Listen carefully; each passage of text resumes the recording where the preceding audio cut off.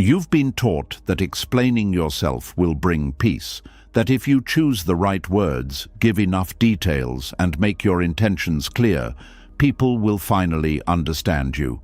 But if that were true, why do you feel more disturbed after every explanation? Why does one answer lead to another question, another accusation, and another reason to defend yourself? The truth is, the more you explain yourself, the further you often move from peace. Every time you try to control how someone sees you, you give their opinion power over your mind. You replay conversations, search for better words, and wonder what else you could have said. But Buddhist teachings reveal a deeper path. Peace does not come from making everyone understand you. It comes from releasing the need to be understood by everyone. Some people will misunderstand you no matter how calmly you speak. Some will twist your words because they have already chosen what they want to believe. Others will keep asking questions, not because they want the truth, but because they want to keep you explaining, defending, and doubting yourself. Tonight, as you listen to these teachings, something will begin to change. The noise in your mind will slow down. The need to prove yourself will start to weaken, and the weight of other people's opinions will begin to lift. You will learn that silence is not defeat, walking away is not weakness, and your peace is more valuable than winning every argument. When you stop explaining every choice, defending every boundary, and correcting every false story, you return to yourself. You become calmer, clearer, and harder to disturb because your conscience becomes enough. This is not just another Buddhist teaching to help you relax.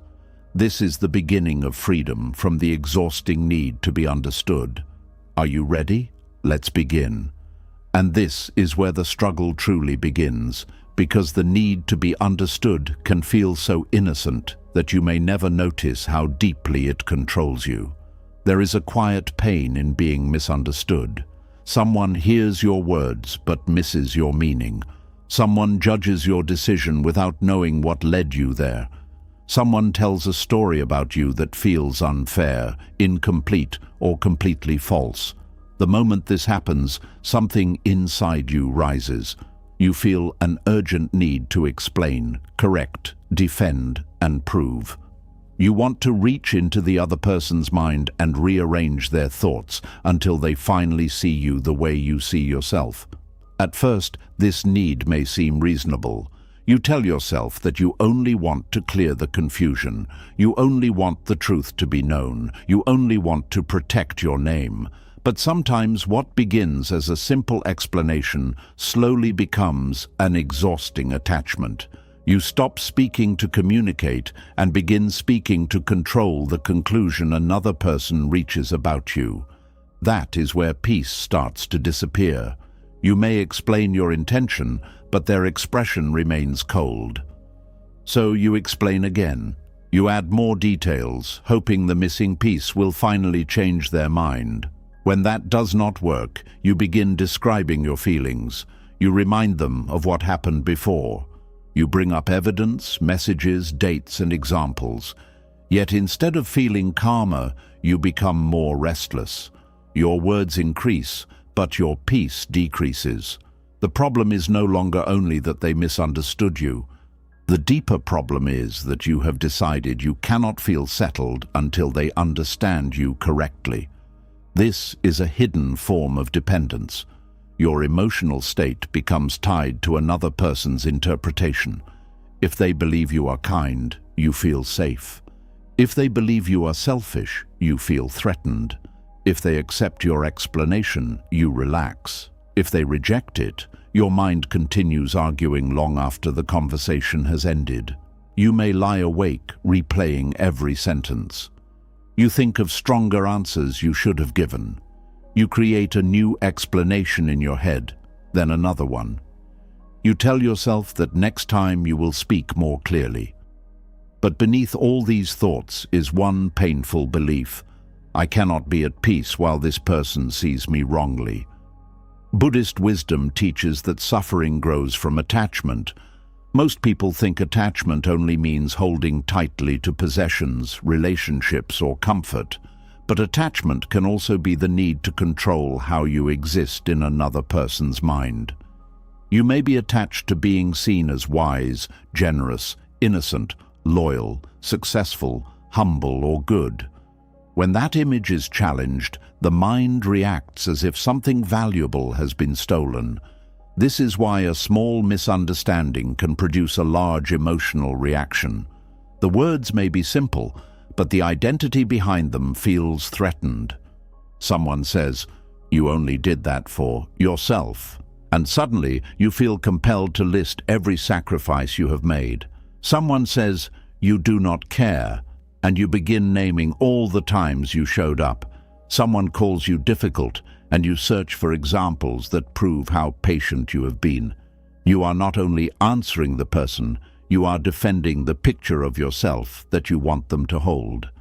The mind often says, "I just want them to know the truth." But look more closely. Sometimes what you really want is for them to agree with your version of the truth.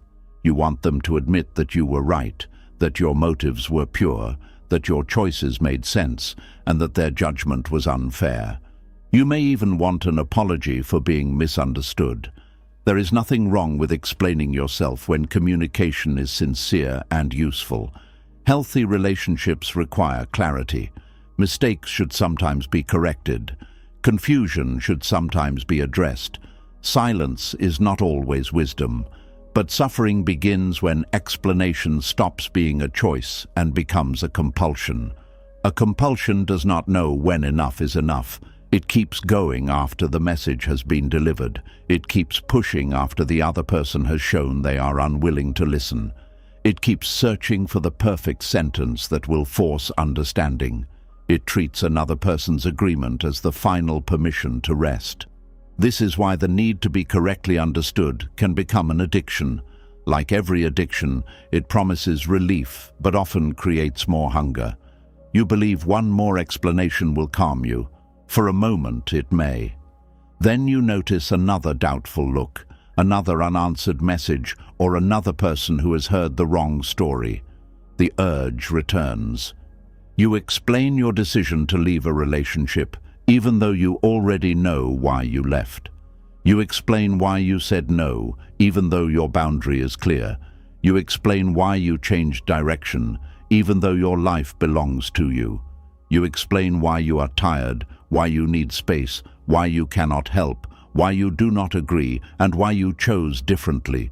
Soon, you are not living from your values. You are living as though every choice must pass through a public court. This court may exist in your family, workplace, friendships, community, or even only in your own mind. You become both the accused and the lawyer. Every action needs a defense. Every boundary needs a long speech.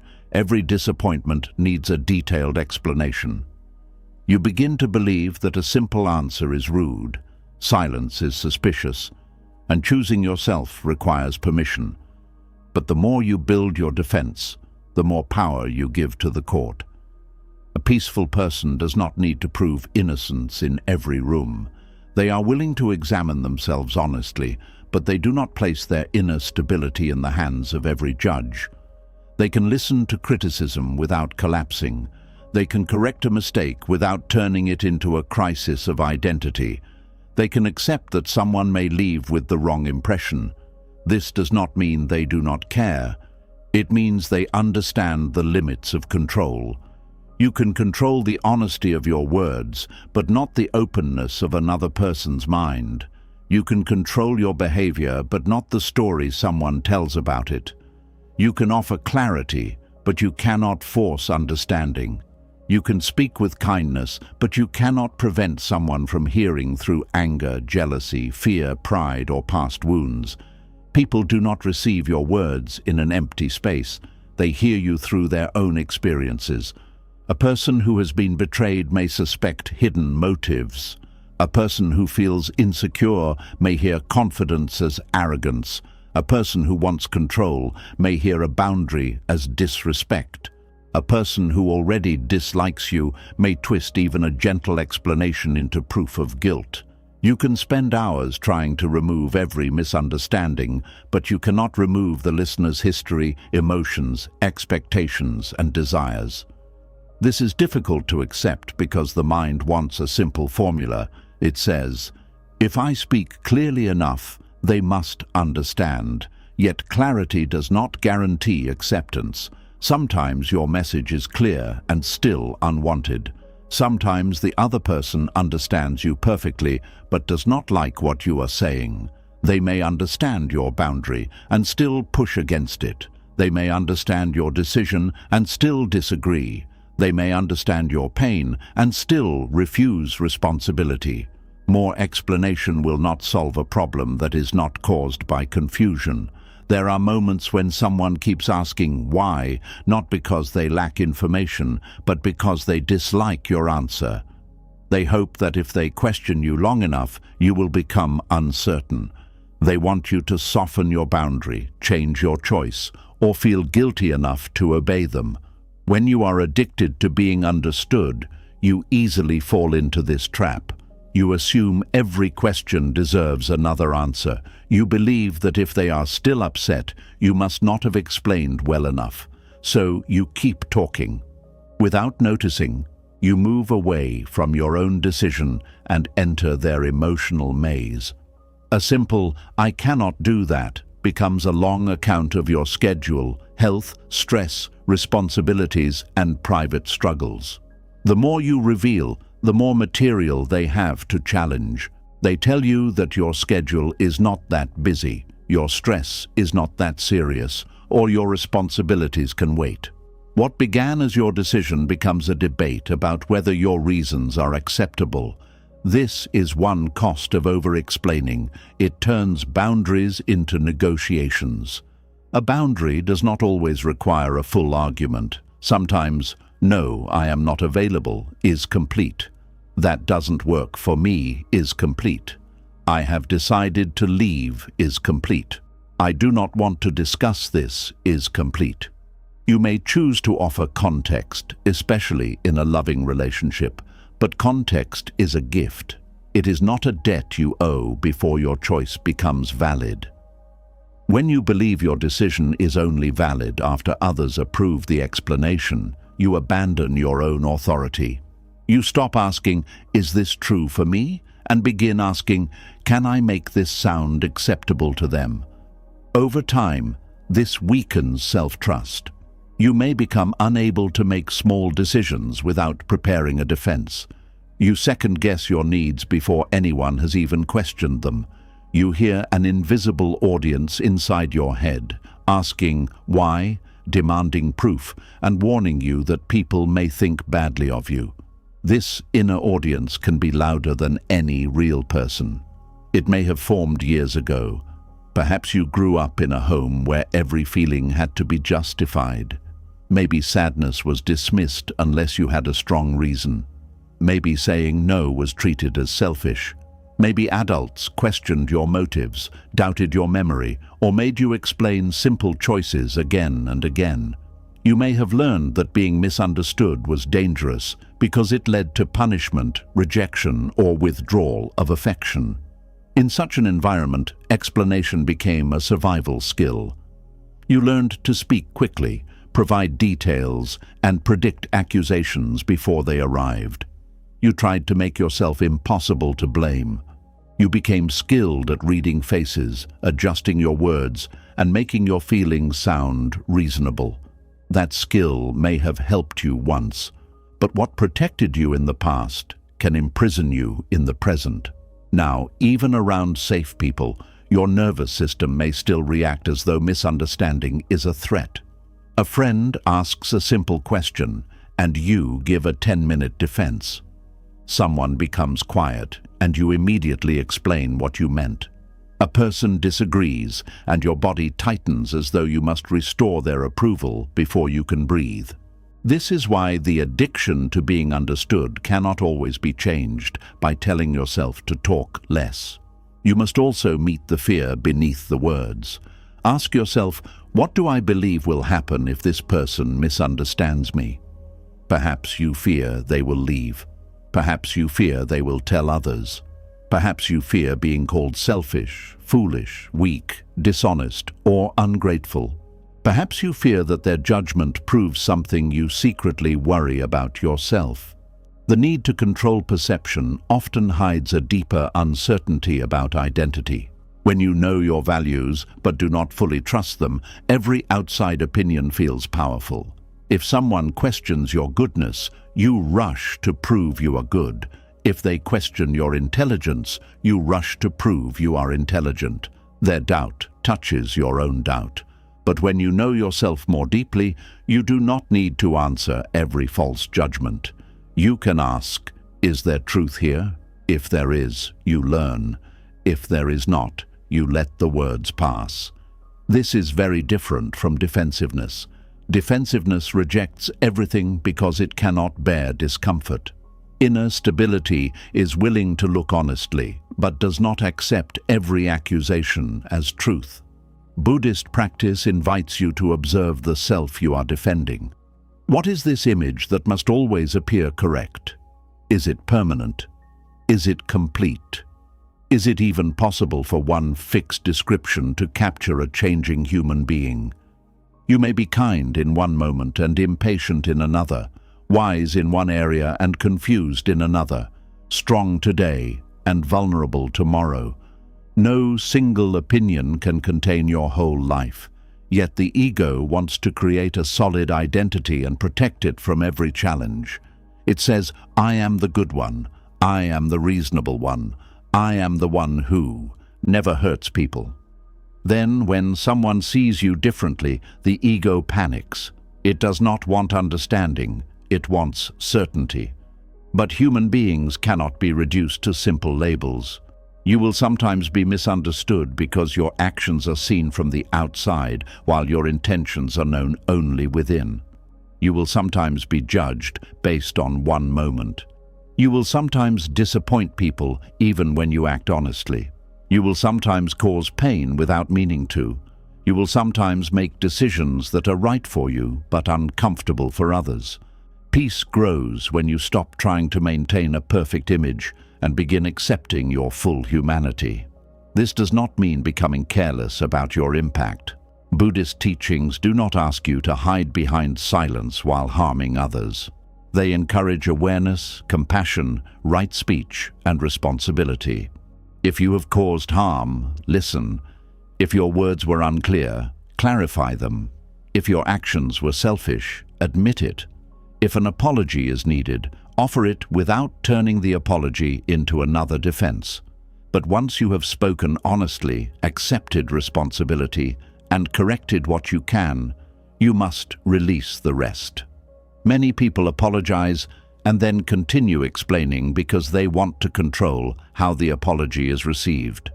They say, I am sorry, but you need to understand why I did it. Then they provide a long history of stress, pressure, fear, or good intentions. The apology becomes a request for immediate forgiveness. A sincere apology does not demand emotional acquittal. It acknowledges the impact and allows the other person to feel what they feel. You may explain context if it is useful, but you do not use context to erase responsibility. This is another form of freedom. You stop trying to force yourself into the role of the innocent person. You become willing to be imperfect without collapsing into shame. When you can admit, I handled that badly, there is less need to defend an image. When you can say, I made the best decision I could, and someone may still disagree, there is less need to argue. When you can say, they may never understand my reasons, but I understand them, the mind begins to settle. The desire to be perfectly understood is impossible to satisfy because language itself has limits. You cannot transfer your complete inner experience into another mind. Words can point toward your feelings, but they cannot reproduce them. Even people who love you deeply will sometimes misunderstand. Even you may struggle to understand yourself. Think about how often your own motives become clear only after time. You may believe you acted from confidence, then later recognize fear. You may think you stayed out of loyalty, then realize you were afraid of change. You may think you were helping, then discover that you wanted to feel needed. If you cannot always understand yourself perfectly, how can you demand perfect understanding from another person? This realization can make you gentler. You speak clearly, but you do not expect words to perform miracles. You listen, but you do not assume you can know someone completely. You allow room for uncertainty. The need to be understood also becomes painful because people often want understanding without offering it. You may want others to know your intentions while refusing to consider how your actions affected them. You may say, "That is not what I meant," as though intention cancels impact. Sometimes the wiser response is not another explanation, but a question. What did my actions feel like to you? This does not mean accepting a false story. It means becoming less interested in protecting your image and more interested in seeing the whole situation. There may be a part of their experience you have missed. True communication is not a speech designed to control perception. It is an exchange that leaves room for both people's reality. Yet even healthy communication has an ending. At some point you must notice whether the conversation is producing understanding or only more defense. Ask yourself, are we moving toward clarity, or am I repeating myself because I cannot tolerate their disagreement?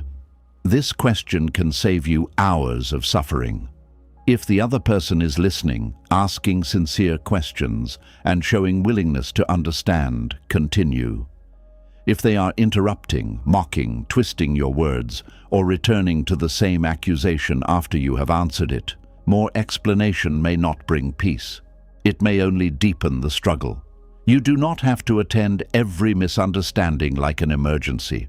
Some misunderstandings correct themselves through time. Your actions reveal what words could not. A person may call you selfish for setting a boundary, then later understand why it was necessary. Someone may doubt your decision, then see its wisdom months later. A rumor may fade because it has no truth to sustain it. Your first impulse may be to run after every false story, but chasing can make the story larger. The more energy you give it, the more important it becomes in your mind. Sometimes quiet consistency is the clearest explanation. Let your life speak longer than your defense. If you are honest, continue being honest. If your boundary is necessary, maintain it. If your choice reflects your values, live it fully. People may still misunderstand, but your peace will no longer depend on correcting them. This requires courage because silence can feel like losing. The ego says, if you do not answer, they will think they are right. But silence is not always agreement. Walking away is not always surrender. Refusing to repeat yourself is not weakness. Sometimes silence means, I have said what is true, and I will not turn my peace into a courtroom. You may still feel discomfort after choosing silence. Freedom does not always feel peaceful at first. When you stop a long habit, the mind protests. It may tell you that you are being rude, that the person will think badly of you, or that you must send one final message. Let the urge rise without obeying it. Notice what happens in your body. Perhaps your chest feels tight.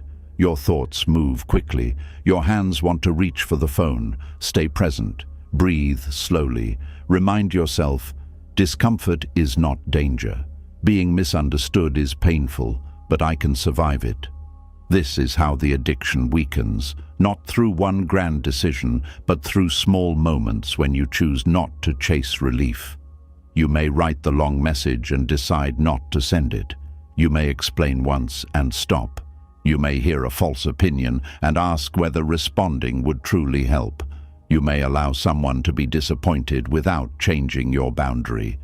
Each time you do this, you teach your mind that peace does not require universal approval. You also begin to see how much energy over-explaining has taken from your life. Energy that could have gone into rest, creativity, work, prayer, friendship, or healing was spent managing other people's opinions. You carried conversations that had already ended. You argued with people who were not present. You prepared speeches for accusations that had not happened. When you release this need, the mind becomes more spacious. You still care about truth, but you stop treating every false perception as your responsibility. Not every person deserves full access to your inner world. Explanation creates intimacy because it reveals motives, fears, struggles, and private details. Share these things with people who handle them with care. You do not need to open your heart to someone who only wants material for judgment. Discernment is not secrecy. It is wisdom about where your truth is safe. There are people who ask questions because they love you. Their curiosity feels gentle. They may disagree, but they do not humiliate you. They want to know your experience, not control your decision. With such people, explanation can deepen connection. There are also people who ask questions like an investigator building a case. They search for weak points, contradictions, and details they can use. With them, every answer creates another opening. You leave the conversation feeling smaller and less certain. Learn the difference. Peace does not mean closing yourself off. It means no longer giving everyone the same access to your energy. You can be open without being unprotected. You can be kind without becoming endlessly available for interrogation. The more you trust your conscience, the less desperate you become for public innocence. Before speaking, ask yourself simple questions. Was I honest? Was I compassionate? Did I act from fear, pride, anger, or wisdom? Is there something I should correct? Is this explanation useful, or am I trying to force approval? If you discover that you were wrong, change. If you discover that you were truthful, remain steady. In both cases, you do not need endless defense. A clear conscience is quieter than a perfect reputation. Reputation depends on many minds, and many minds will never agree. Conscience depends on your willingness to look within without deception. This inward honesty is one of the foundations of peace. It does not make you immune to criticism, but it keeps criticism from defining you. It allows you to learn without begging for acceptance. One day, you may hear that someone still misunderstands you. The old urge will appear. You may want to explain again, tell your side, or prove what happened. But then you will pause. You will remember how many times you exchanged peace for the hope of being perfectly seen. You will ask whether the conversation can truly create understanding. If it can, you may speak. If it cannot, you may let silence carry what words no longer need to carry. And in that moment, something changes. The other person may still hold the wrong story, but you are no longer living inside it. Their perception remains theirs. Your peace returns to you. This is the beginning of freedom, not when everyone finally understands you, but when you stop demanding that they must. And once you stop demanding that everyone understand you, another truth becomes easier to see. Every extra explanation does not always create clarity. Sometimes it creates another opening for judgment. A single sentence can be questioned, but a long explanation gives people many sentences to examine, challenge, twist, and debate. You may begin with the hope of ending confusion, yet each new detail can create a fresh disagreement. The conversation grows wider, the tension becomes heavier, and the peace you were trying to protect slowly disappears. This is one of the hidden dangers of explaining too much. You believe that more information will make your position stronger. You assume that if the other person knows the complete story, they will finally see why you acted as you did. But people do not always use information to understand. Sometimes they use it to judge. You say you cannot attend an event because you are tired. The other person asks why you are tired. You explain that work has been difficult. They tell you everyone has difficult days. You mention that you have not been sleeping well. They ask why you did not go to bed earlier. You explain that you had responsibilities at home. They question how you manage your time. A simple decision has now become an examination of your entire life. The original issue was whether you could attend, but because you offered many details, the conversation moved away from your decision and toward the quality of your reasons. Every detail became a door, and the other person walked through each one looking for something to challenge. This happens because excessive explanation changes the structure of a conversation. Instead of communicating a decision, you begin presenting a case. Once you present a case, the listener may feel invited to become a judge. They examine your evidence, compare your reasons, and decide whether your conclusion is acceptable. You may not realize that you have given them this position. You only wanted to be polite. You wanted them to know that your refusal was not personal. Yet the longer you speak, the more it sounds as though your decision requires approval. This is why a short answer can sometimes protect peace better than a complete history. When you say, "I will not be able to come," there is little to debate. When you add, "Because I have been working late, my body is tired, my family needs me, I have not had enough rest, and I also need to prepare for tomorrow," each reason can be challenged separately. Someone may say your work is not demanding. Someone else may claim family responsibilities are not an excuse. Another person may tell you that you can rest later.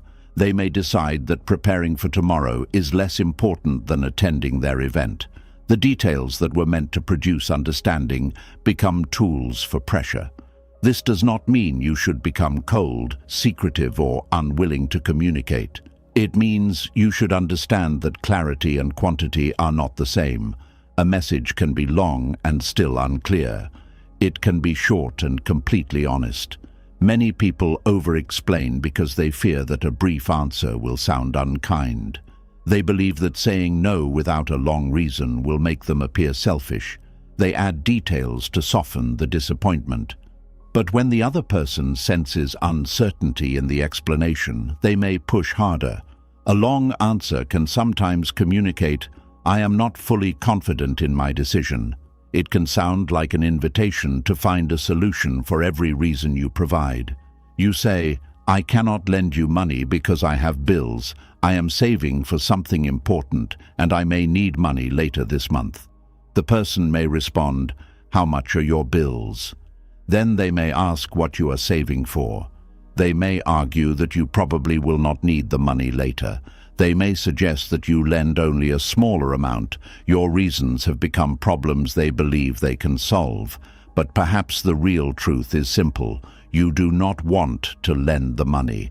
That decision may be based on past experience, personal limits, or a feeling you cannot fully explain.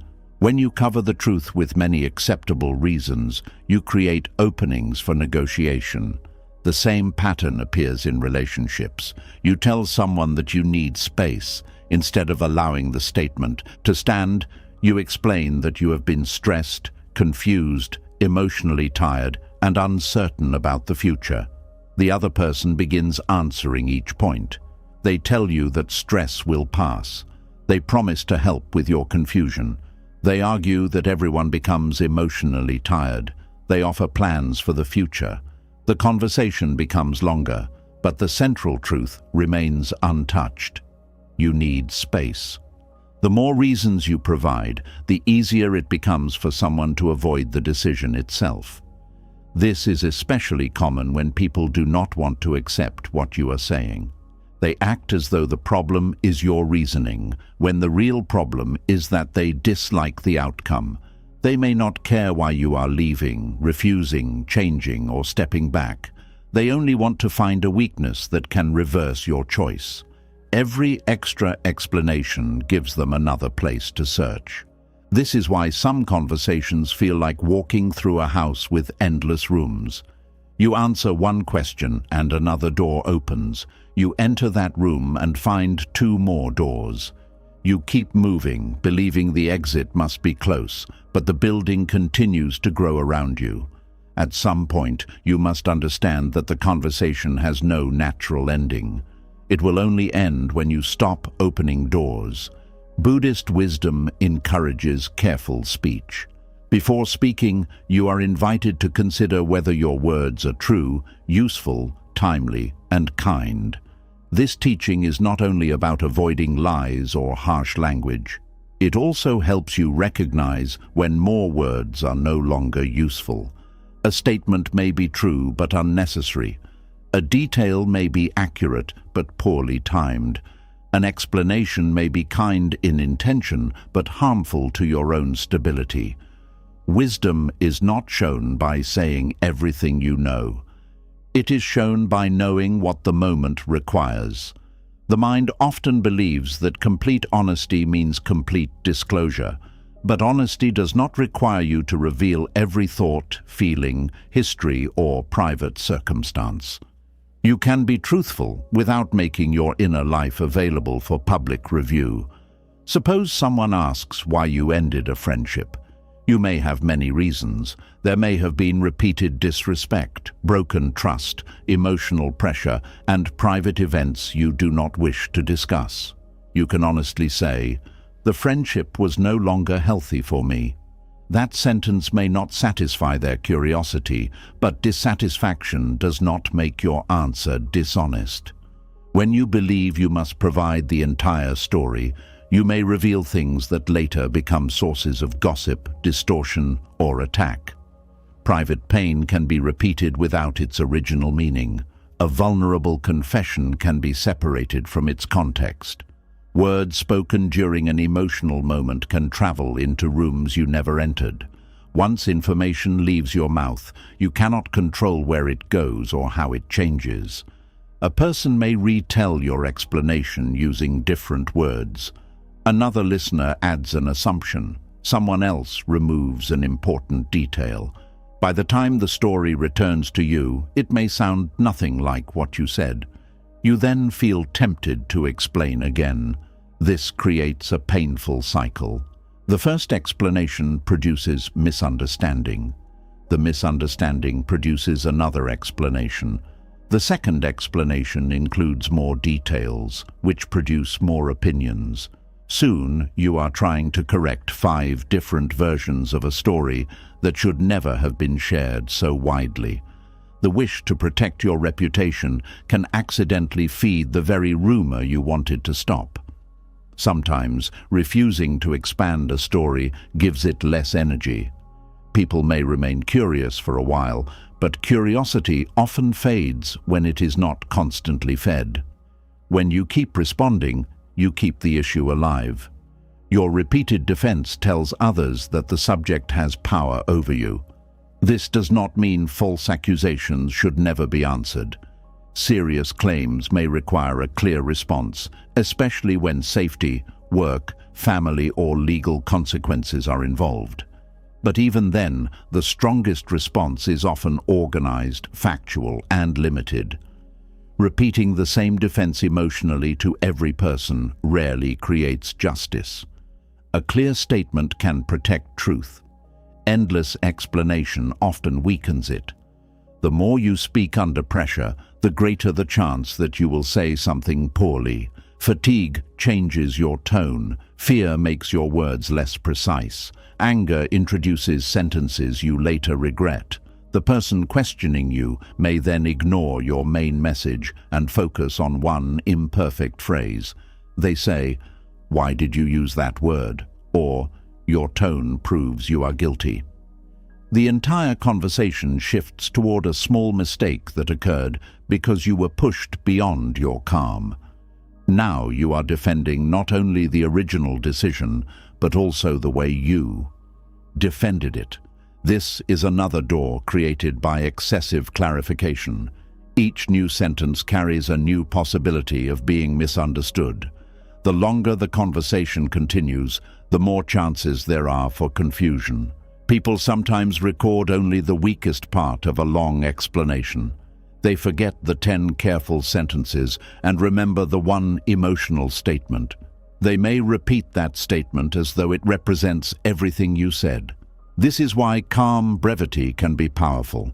Fewer words give anger, fewer places to hide, and manipulation fewer materials to use. A person who wishes to distort you does not need your entire explanation. They only need one sentence they can remove from its setting. When you continue speaking because you feel nervous, you may eventually give them exactly what they are waiting for. Silence can feel uncomfortable because it leaves the other person's interpretation unfinished. But speaking without restraint does not guarantee a better interpretation. It may only give them more pieces to arrange into the story they already want. Consider what happens when someone asks a question with an accusation hidden inside it. They may say, "Why are you always so selfish?" This sounds like a request for information, but it already contains a judgment. If you respond by listing every reason for your action, you have accepted the false frame that you must prove you are not selfish. The conversation begins from their conclusion, not from open curiosity. A wiser response may be, "I do not agree with that description." You can then return to the specific issue without defending your entire character, but when you over-explain, you may begin collecting evidence from years of your life. You mention the people you helped, the sacrifices you made, and the times you placed others first. The other person may dismiss each example or bring up moments when you failed. Now the discussion is no longer about one action. Your whole identity is on trial. No person can prove their complete goodness through a conversation. Human life is too mixed and complicated. Everyone has moments of kindness and selfishness, patience and anger, wisdom and confusion. When you allow someone to turn one disagreement into a judgment of your entire character, no amount of explanation will be enough. The more you defend the whole self, the more the conversation expands beyond reason. Stay with the specific matter. If the issue is a missed call, discuss the missed call. If the issue is a delayed payment, discuss the payment. If the issue is a boundary, state the boundary. Do not allow every disagreement to become a review of your personality, childhood, relationships, and moral worth. Narrow conversations are easier to resolve. Wide conversations become emotional storms. Some people deliberately widen the subject because they do not want to address the original point. You tell them that a comment hurt you. Instead of discussing the comment, they ask why you are so sensitive. You explain your feelings, and they begin discussing your past reactions. You clarify that this situation is different, and they remind you of another conflict. Within minutes, your concern has vanished beneath a pile of unrelated issues. Every explanation becomes another path away from the original truth. You can protect yourself by gently returning to the subject. You may say, "We can discuss those concerns later, but right now I am talking about what was said today." This prevents the conversation from becoming a container for every unresolved problem. When you do not keep the focus, a person may use your explanations to avoid responsibility. They turn your pain into a debate about your personality.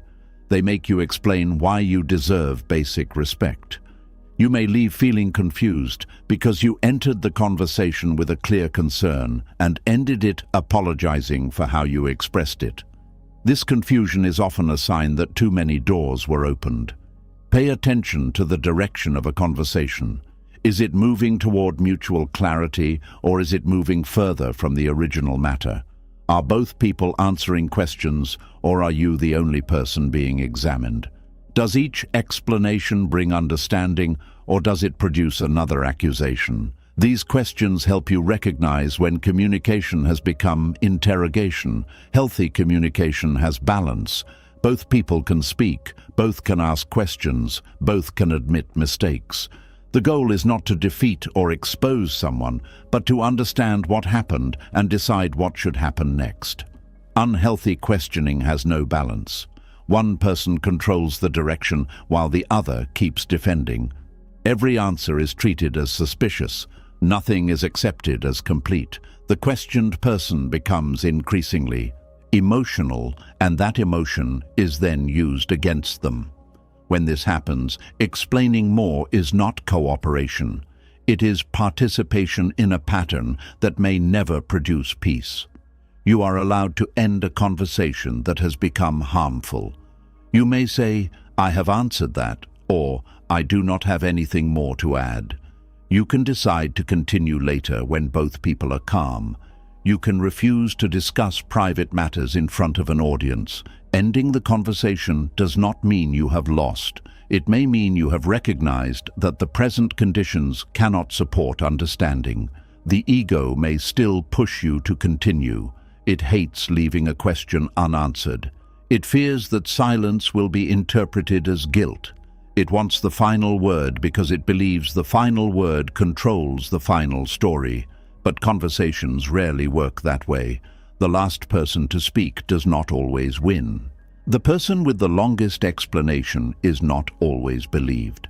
Peace is not awarded to whoever makes the strongest argument. Sometimes peace belongs to the person who knows when the conversation has reached its limit. There is also a difference between explaining from calm and explaining from panic. When you speak from calm, your words are measured. You know what you want to communicate. You can stop after saying it. You do not need an immediate reaction. When you speak from panic, your sentences multiply. You begin answering questions that were not asked. You predict possible judgments and defend yourself against them. You repeat the same point in different forms because the listener's face does not show the reassurance you want. This panic makes you reveal more than the situation requires. You may recognize it in messages you send. A simple reply becomes several paragraphs. You write, erase, rewrite, and add more context. You include apologies before anyone has accused you. You explain your tone, your timing, your intention, and your emotional state. Then you read the message again and worry that it still sounds wrong. The problem may not be the message. The problem may be the belief that you can prevent every negative interpretation. No message can accomplish that. Someone in a generous mood may read a brief sentence kindly. Someone who is already angry may read a warm message as manipulation. The meaning received does not come only from the words sent. It also comes from the emotional condition of the reader. You can choose respectful language, but you cannot enter another person's mind and control how they hear it. Understanding this allows you to edit your words for truth rather than fear. Ask, what is the main thing this person needs to know? State it simply. Remove details included only to protect yourself from possible judgment. Keep what is necessary, useful, and respectful. Then stop. The ability to stop is a form of discipline. It requires trust that your message can stand without constant support. It also requires acceptance that the other person may not respond as you hope. This acceptance is difficult because people often confuse being questioned with being wrong. When someone challenges your reason, you may feel that your decision is becoming less valid. You begin adding evidence to restore confidence. But a decision does not become false merely because someone debates it. Someone can question your need for rest, and you can still need rest. They can doubt your discomfort, and the discomfort can still be real. They can dislike your boundary, and the boundary can still be necessary. Their challenge does not erase your experience. This matters especially when dealing with people who believe every private choice must be publicly explained. Some families and communities create a culture where personal decisions are treated as shared property. Everyone expects to know why you are not married, why you changed jobs, why you moved, why you do not have children, why you spend money a certain way, or why you no longer attend certain gatherings. One answer produces several opinions. Each opinion comes with another question. Your life becomes a community discussion. You may feel pressure to explain because refusing seems disrespectful. Yet respect does not require surrendering all privacy. You can answer with warmth while still protecting what belongs to you. You may say, I appreciate your concern, but I am comfortable with my decision. This acknowledges the person without opening your life for debate. Some will still judge you, but they may have judged you even after a full explanation.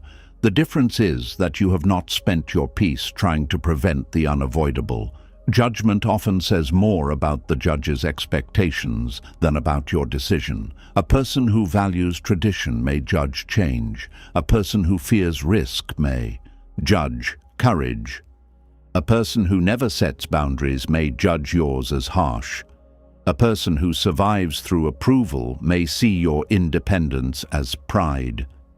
You can explain every detail and still not overcome the values through which they interpret you. This is why excessive clarification is exhausting.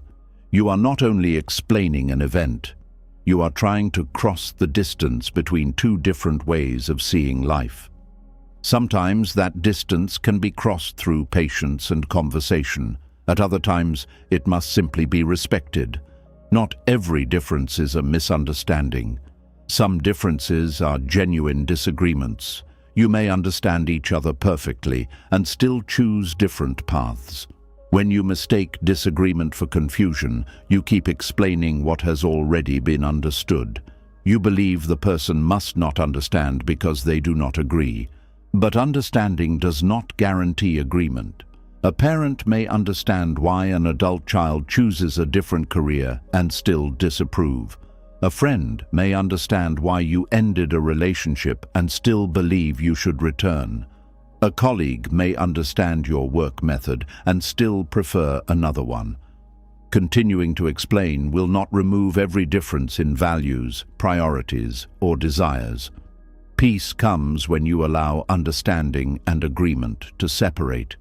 You can say, "You may not agree, but I believe you understand what I have decided." Then you stop trying to produce a result the conversation cannot give. Excessive explanation can also weaken your original message by making it appear uncertain. A clear truth repeated too many times begins to sound like persuasion. The listener may wonder why you are working so hard to convince them. They may assume there is something hidden. You may be completely honest, but the anxious delivery creates suspicion. This is not always fair, but it is a human reaction. Confidence often communicates through simplicity. When someone knows what they mean, they usually do not need many unrelated reasons. Think of the difference between saying, "I have decided not to take the position," and giving a long list of every small concern about the job. The first communicates a decision. The second may invite the company to solve each concern.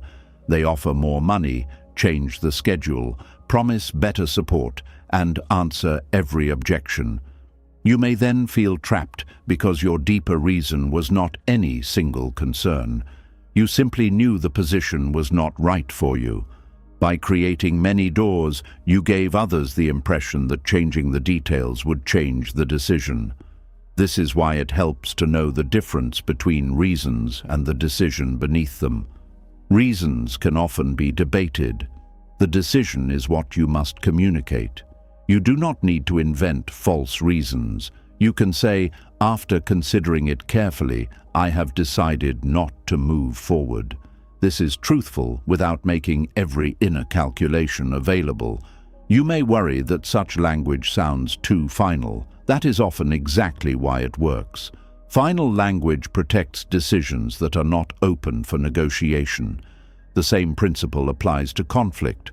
When someone asks why you no longer accept certain behavior, you may be tempted to describe every painful event. But if the pattern has already been discussed, another detailed history may only restart old arguments. You can say, "We have spoken about this before, and I am no longer willing to continue in the same way." The person may demand examples. They may claim they do not remember. They may challenge your interpretation. You must decide whether reviewing the history will create accountability or simply another debate. People who benefit from your weak boundaries often demand endless proof that the boundary is necessary. They want you to prove the harm beyond doubt. But personal boundaries are not criminal trials. You do not need to demonstrate your pain to an entire jury before protecting yourself. Your experience is information. This does not mean every feeling proves that another person is wrong. Feelings can be mistaken, influenced, or incomplete, but they still deserve attention. You can reflect carefully without submitting every conclusion for public approval. Buddhist awareness asks you to notice what happens before the explanation begins. There is often a brief moment of fear. You sense possible judgment, and the mind rushes forward to prevent it. Pause in that moment. Feel your feet on the ground. Notice your breathing. Ask whether the person truly needs more information. Ask whether you are speaking to clarify or speaking to escape discomfort. Ask whether the new detail will close the issue or open another door. This pause can change the entire conversation. You may discover that one calm sentence is enough. You may decide the discussion should happen later. You may recognize that the person is not emotionally ready to listen. You may see that your urge to explain belongs to an old wound rather than the present situation. When you pause, you regain choice. Without the pause, the mind reacts automatically. It pours out words and hopes peace will appear at the end. But peace rarely waits at the end of uncontrolled speech.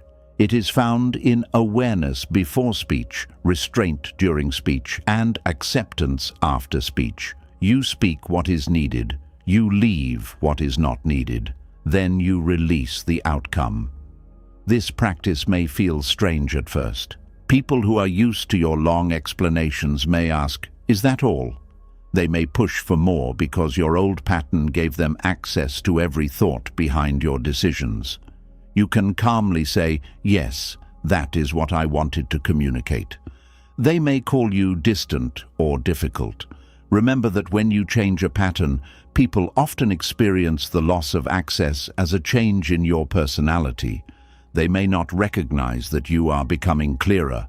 They only notice that they can no longer pull you into endless discussion. Do not become harsh. Do not use silence to punish. Do not hide important truth to gain power. The purpose is not to make others feel small.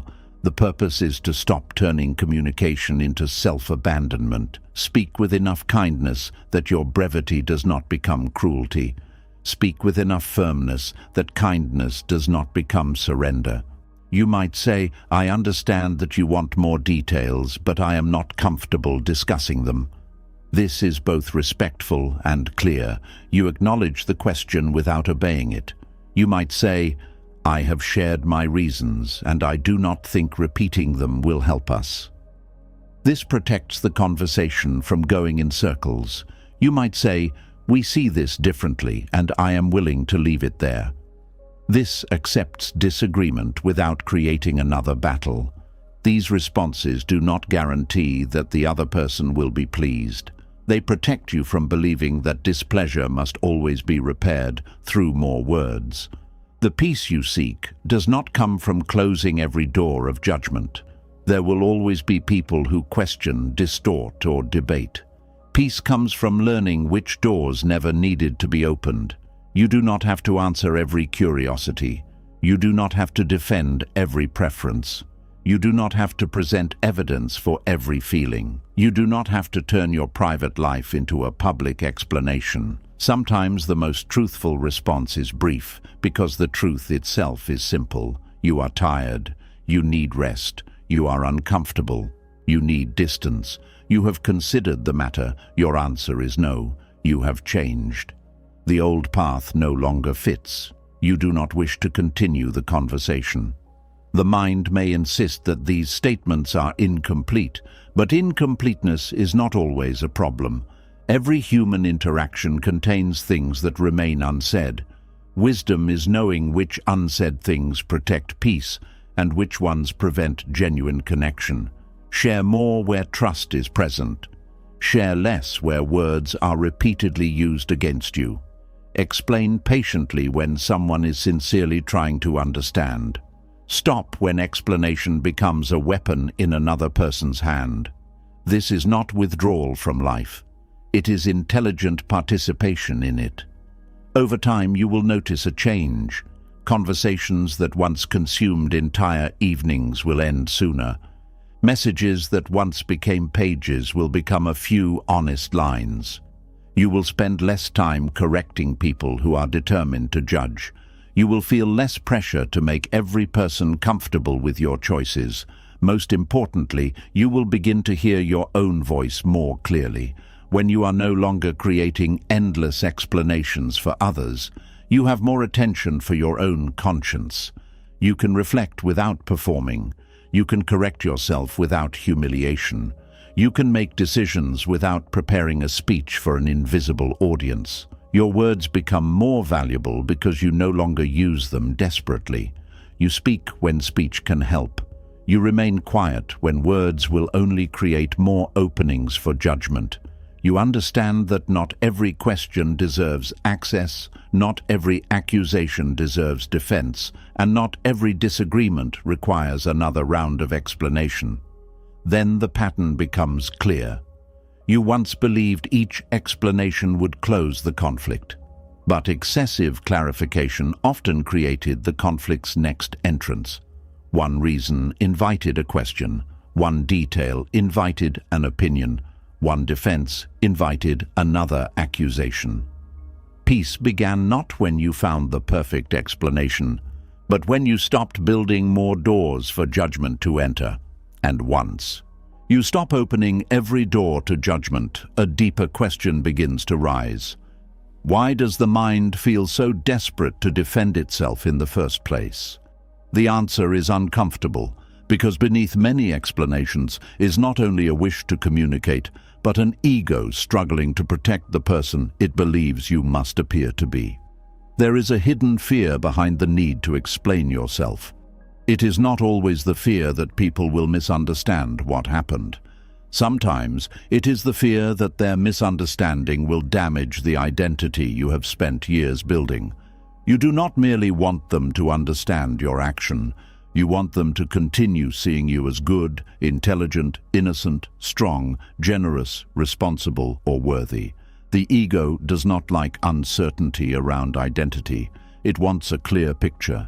It wants to say, "This is who I am, and everyone must see me this way." When someone challenges that picture, even with a small comment, the mind can react as though something precious is under attack. Someone says that your decision was selfish, and you feel a strong need to prove how much you have sacrificed for others. Someone questions your intelligence, and you begin listing everything you know. Someone suggests that you made a mistake, and you rush to explain why the circumstances left you with no better choice. Someone doubts your kindness, and you bring up every good thing you have done. The explanation may sound reasonable, but the force behind it often comes from identity. You are not simply saying, "This is what happened." You are also saying, "Please do not see me as the kind of person I fear being. This is why certain accusations hurt more than others." A person may misunderstand a small detail, and you barely care. But when they touch an identity you deeply value, your entire body reacts. Your heart beats faster, your voice changes, your thoughts become urgent. You feel compelled to correct the image immediately. The accusation may be false, but the intensity of your reaction reveals where the ego is attached.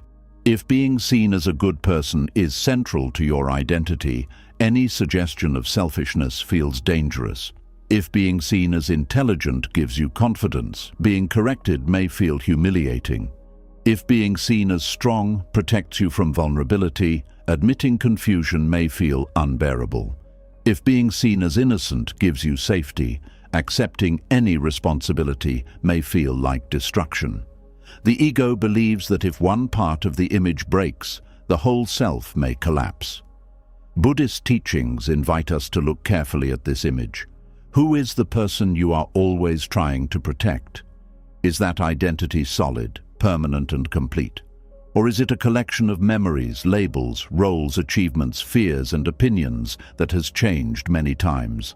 As a child, you may have been known as quiet. Later, you became confident. In one place, people may see you as generous. In another, they may experience you as distant. One friend may call you wise, while another believes you are stubborn. Your family may see one version of you, your co-workers another, and you may hold a completely different picture of yourself. Which one is the final truth? The ego wants one stable answer, but human identity is far more fluid. You behave differently under different pressures. You grow, fail, learn, forget, heal, and change. You can be patient on one day and impatient on another. You can act from love in one moment and fear in the next. You can be correct about one matter and completely mistaken about another. When you accept this changing nature, you become less desperate to defend one perfect image. But when you cling to a fixed identity, every contradiction becomes threatening. If you believe, "I am always kind," then admitting that you acted harshly becomes difficult. If you believe, "I am always right," correction feels like disrespect. If you believe, "I am the victim in every conflict," recognizing your own part becomes almost impossible. The explanation then becomes a shield. Instead of helping you see clearly, it helps you avoid anything that does not fit the identity you prefer. A person says, "Your words hurt me." The ego hears, "You are a bad person." To protect itself, it responds, "That was not my intention. You misunderstood me. You are too sensitive. I only said it because you did something first." Notice what happened. The original message was about the effect of your words, but the ego turned it into a trial of your entire character. Because it could not tolerate the possibility that a good person might still cause pain, it began explaining, denying, and shifting responsibility. Yet causing pain does not automatically make you evil. Making a mistake does not erase your worth. Being wrong in one moment does not mean you are permanently foolish. Human beings can have good intentions and still create harmful results. The ego struggles with this complexity. It prefers simple categories: good or bad, intelligent or stupid, innocent or guilty, worthy or worthless. It believes that admitting one flaw places you completely on the wrong side. This is why some people defend small mistakes with enormous energy. The mistake itself is not the true danger. The danger is what they believe the mistake says about who they are. A person forgets an important promise. Instead of saying, "I forgot and I am sorry," they explain how busy they were, how many responsibilities they had, how tired they felt, and how the other person should have reminded them. The explanation grows because the ego is trying to escape the identity of someone unreliable. A person gives poor advice. When the outcome goes badly, they insist that the advice was misunderstood, followed incorrectly, or ruined by circumstances. They cannot simply say, "I was wrong." To them, being wrong feels like losing the identity of the wise one. A parent hurts an adult child and responds, "I did everything for you." The parent may be telling the truth about sacrifice, but the truth is being used as protection. They cannot bear the idea that love and harm may exist in the same history. The ego often uses good actions from the past to avoid responsibility in the present. It says, "How can I be selfish when I have helped so many people?" But generosity in one situation does not make selfishness impossible in another. It says, "How can I be wrong when I have more experience?" But experience does not remove human error.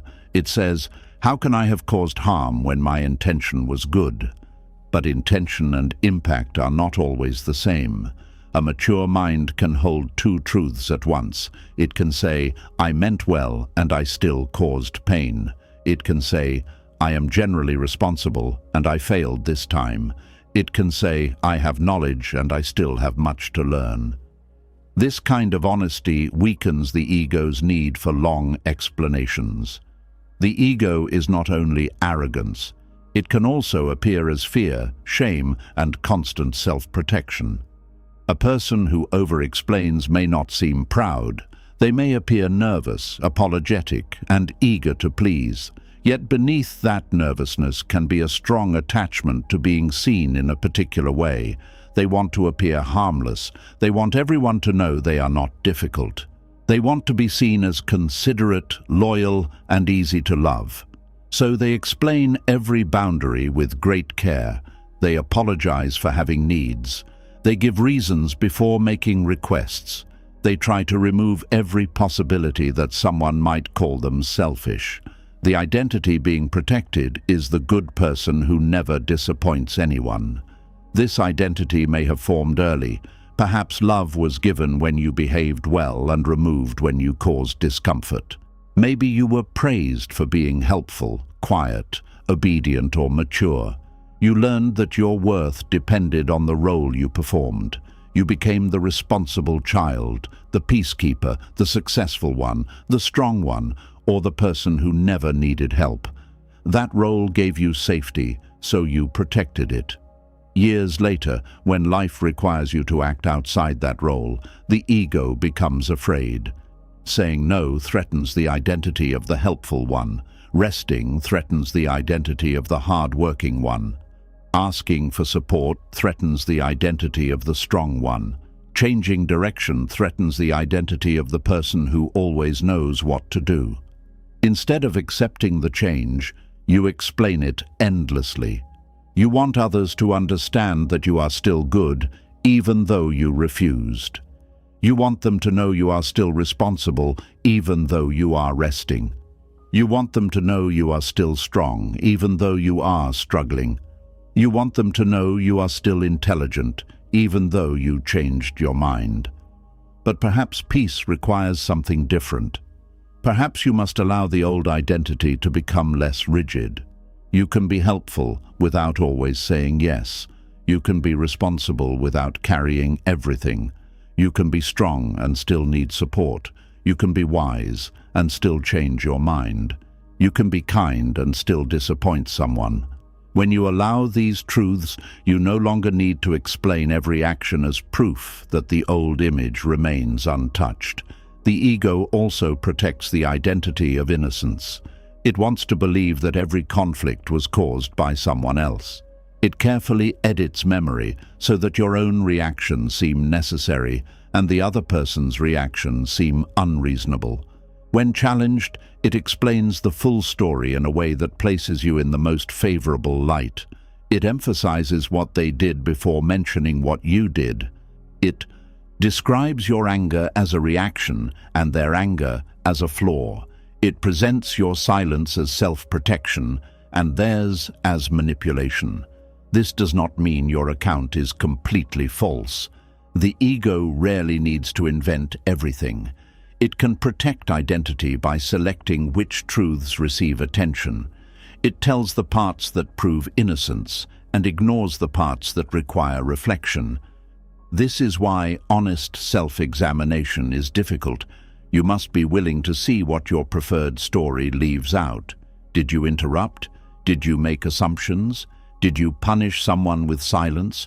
Did you refuse to listen because you wanted to win? Did you say something cruel and later focus only on why you were angry? These questions do not exist to shame you. They free you from the exhausting task of defending a perfect self that has never existed. The person who must always be innocent can never learn deeply. Every lesson feels like an accusation. Every correction becomes a threat. Every apology feels like surrender. But the person who accepts imperfection can look directly at a mistake and ask, "What is this showing me?" They do not need to turn the mistake into an identity. They do not say, "I failed, so I am a failure." They say, "I failed here. What can I do differently?" This distinction creates peace. The ego confuses action with identity.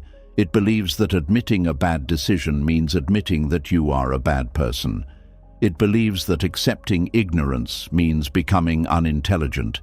It believes that apologizing means becoming weak. Wisdom separates the two. You are not reduced to the worst thing you have done, and you are not made perfect by the best thing you have done. Actions matter, but they are not the whole self. When this becomes clear, explanation changes. You no longer use words to escape responsibility. You use them to communicate honestly. You can say, "This was my intention," but I understand the result was different. You can offer context without using context as an excuse. Context explains behavior. It does not erase its effect. Suppose you spoke harshly because you were under great pressure. Pressure is relevant. It helps explain why your patience was low, but it does not make the harsh words harmless. A balanced response might be, "I was overwhelmed, but I should not have spoken to you that way." The ego dislikes such a sentence because it does not provide full protection. It admits both the pressure and the responsibility. Yet this is the kind of speech that creates trust. People do not expect perfection as much as the ego assumes. Many people can accept a mistake when it is acknowledged sincerely. What destroys trust is often not the mistake itself, but the endless explanation that makes the other person feel unseen. When someone tells you they were hurt and you respond with a long defense, they may feel that your image matters more to you than their pain. You may believe you are clearing up the situation, but they may hear, "Please stop seeing me in a way that makes me uncomfortable." Your attention is placed on how you appear, not on what they experienced. This is one reason the ego's explanations can create distance. They seem to be about truth, but they often center the self. The ego asks, "What do they think of me?" Compassion asks, "What happened between us?" The ego asks, "How can I prove I am good?" Wisdom asks, "What response would reduce harm?" These questions lead to very different conversations. The ego may also protect the identity of intelligence. In some people, the need to explain appears as constant correction. They cannot let a small mistake pass. They add details to every conversation, prove their knowledge, and turn simple disagreements into lectures. They may tell themselves they are only helping. But underneath may be fear that silence will make them seem less informed. When another person offers an idea, they immediately explain why it is incomplete. When someone corrects them, they respond with a longer explanation, showing that they already knew. When they do not know the answer, they speak around the subject rather than admitting uncertainty. The identity of being intelligent has become a prison. True intelligence does not need to perform in every room. It can say, "I do not know." It can listen without preparing a reply. It can allow another person to teach. It can change its position when new information appears. The ego believes changing your mind makes you look weak. Wisdom understands that refusing to change when truth becomes clear is the greater weakness. There is peace in no longer needing to be the smartest person in the conversation. You do not have to prove that your experience is greater, your information is deeper, or your opinion is final. You can contribute without competing. The same is true of the identity of strength. Some people explain away every sign of vulnerability. They say they are not hurt, only disappointed. They are not afraid, only cautious. They do not need help, they are only tired. They carefully shape language so that no one sees how deeply something has affected them. This form of explanation protects the image of being unbreakable. But an unbreakable identity makes honest connection difficult. People cannot support what you refuse to admit. They cannot come close to a person who is always presenting control. Buddhist teaching does not praise emotional denial. Awareness means seeing what is present without running from it. If sadness is present, you notice sadness. If fear is present, you notice fear. You do not need to turn the feeling into a permanent identity, but you also do not need to hide it behind clever explanations. You can say, "This hurt me." Those words may feel more frightening than a long speech because they do not protect you with detail. They reveal the simple truth. The ego often prefers complexity because complexity hides vulnerability. A long explanation can keep you safely inside thought. You analyze motives, events, and meanings. You describe everything except the feeling at the center. You say why the relationship failed, what the other person did, what you learned, and why your decision was reasonable. But you never say, "I felt rejected." The mind turns pain into a story because a story feels easier to control. Yet peace does not come only from creating a better story. Sometimes it comes from sitting quietly with the feeling beneath the story. The sadness does not need a defense. The fear does not need to be made intelligent. The disappointment does not need to prove that someone else was wrong. It needs to be felt, understood, and allowed to pass. The ego fears that if you stop explaining, painful emotions will become too strong. But constant explanation often keeps them alive. Every time you repeat the story, the body returns to the conflict. You may believe you are processing the event, but you may simply be strengthening the identity of the wounded person. This identity can become as rigid as the identity of the innocent or intelligent person. You begin to introduce yourself through what happened to you. Your explanations always return to the betrayal, unfairness, rejection, or loss. The pain is real, but the ego builds a home around it. It says, "This is who I am now. I am the one who was wronged." Then healing feels threatening because healing would change the identity. You may continue explaining the wound because you want the world to confirm that your pain is valid. Validation can be helpful, especially when you have been ignored. But there comes a time when repeating the explanation no longer honors the wound. It keeps you attached to it. You do not need to deny what happened. You need to stop asking the event to define your entire life. The ego also protects the identity of worthiness through achievement. A person who believes value comes from success may explain every setback. They cannot simply say, "The project failed." They must describe the economy, the timing, the team, the lack of support, and every external difficulty. These factors may be real, but the urgency behind the explanation may come from fear that failure makes them less worthy. They believe people will respect them only if they remain successful. So every loss must be defended, every delay justified, and every weakness hidden. This creates a life of performance. You do not experience events directly. You immediately ask what they say about you. A promotion means you are valuable. Rejection means you are not. Praise means you are safe. Criticism means you are exposed. Your identity rises and falls with every outcome. Buddhist wisdom points toward a freedom that does not depend on these changing conditions. Success comes and goes. Praise turns into criticism. Reputation grows and fades. The body changes. Roles end.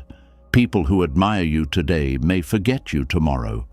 If your sense of self depends entirely on these unstable things, peace will always remain unstable.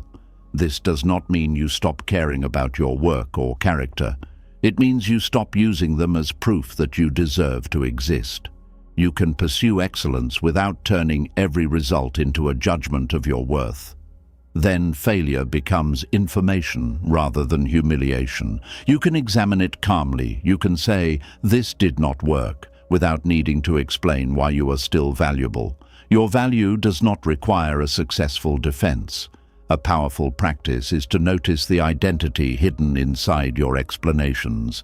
Before you begin defending yourself, ask, "What image am I trying to protect right now? Am I trying to prove that I am good? Am I trying to appear intelligent? Am I afraid of looking weak? Am I protecting the story that I am always innocent? Am I trying to show that I am worthy of love?" Do not judge the answer, simply notice it. This awareness creates space between you and the ego's reaction. You see that the urge to explain is not always a command. It is a protective movement of the mind. You can thank it for trying to keep you safe without allowing it to control the conversation. Perhaps you say less. Perhaps you admit what is true. Perhaps you allow a moment of silence instead of rushing to restore your image. You may feel exposed at first, but the exposure can be honest rather than dangerous. You may say, "Yes, I was wrong about that." You may say, "I do not know." You may say, I acted from fear. You may say, my intention was good, but my behavior was not helpful. You may say, I understand why you saw it that way. These sentences have strength because they are not trying to preserve perfection. The ego may interpret them as defeat, but they are signs of inner security. Only a fragile identity must deny every flaw. A stable person can admit a mistake without becoming the mistake. This is how humility creates peace. Humility does not mean thinking you are worthless. It means seeing yourself accurately, without the need to appear larger or smaller than you are. You have strengths, but you are not superior because of them. You have weaknesses, but you are not ruined by them. You have done good things, and you have also caused pain. You have learned much, and there is still much you do not know. When you accept this complete picture, fewer explanations are needed. You no longer have to persuade everyone that you are good because you are willing to examine the places where you were not. You no longer have to prove intelligence because you are comfortable learning. You no longer have to defend innocence because you can accept responsibility. You no longer have to perform worthiness because worth is not something another person's opinion can give or remove. The ego will still appear. It may rise when you are criticized unfairly or when someone judges you without knowing the facts. The goal is not to become passive. You can still correct false information. You can protect your name when consequences matter. You can state your position clearly. The difference lies in the energy behind your words. Are you speaking because truth needs to be stated, or because your identity cannot tolerate discomfort? Are you clarifying the event or trying to force another person to confirm your goodness? Can you speak once and release the outcome, or must you continue until their view changes? These questions reveal whether communication is guided by wisdom or ego. A wise explanation is clear and limited. It does not require the listener to praise you. It does not hide responsibility. It leaves room for disagreement. It can end without complete victory. An ego-driven explanation grows more intense when it is not accepted. It repeats, expands, and attacks. It tries to control the final image at any cost. Watch what happens when your explanation fails. This is often where the ego becomes visible. If the person remains unconvinced, do you become desperate? Do you add more evidence? Do you insult their intelligence? Do you accuse them of refusing to listen? The frustration may show that the real goal was not communication. The goal was control. Peace begins when you release control over the identity that lives in another person's mind. They may see you as selfish when you believe you were protecting yourself. They may see you as foolish when you took a risk.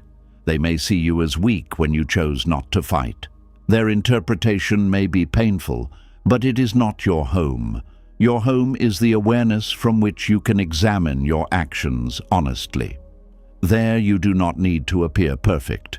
You need only to be sincere. You ask whether you acted with wisdom, whether correction is needed, and whether your response now can reduce suffering. Then you do what is yours to do. You apologize where necessary. You clarify what matters. You change harmful behavior. You repair what can be repaired, but you do not continue defending an image after responsibility has been met. You let the image fall. This may feel like losing something, but what falls was never your full self. It was only a role, a label, or a picture you hoped everyone would protect. When you stop protecting that picture, you become more real. You can move through life without turning every conversation into proof of your goodness, intelligence, innocence, strength, or value.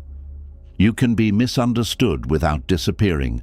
You can be corrected without becoming small. You can make mistakes without losing dignity.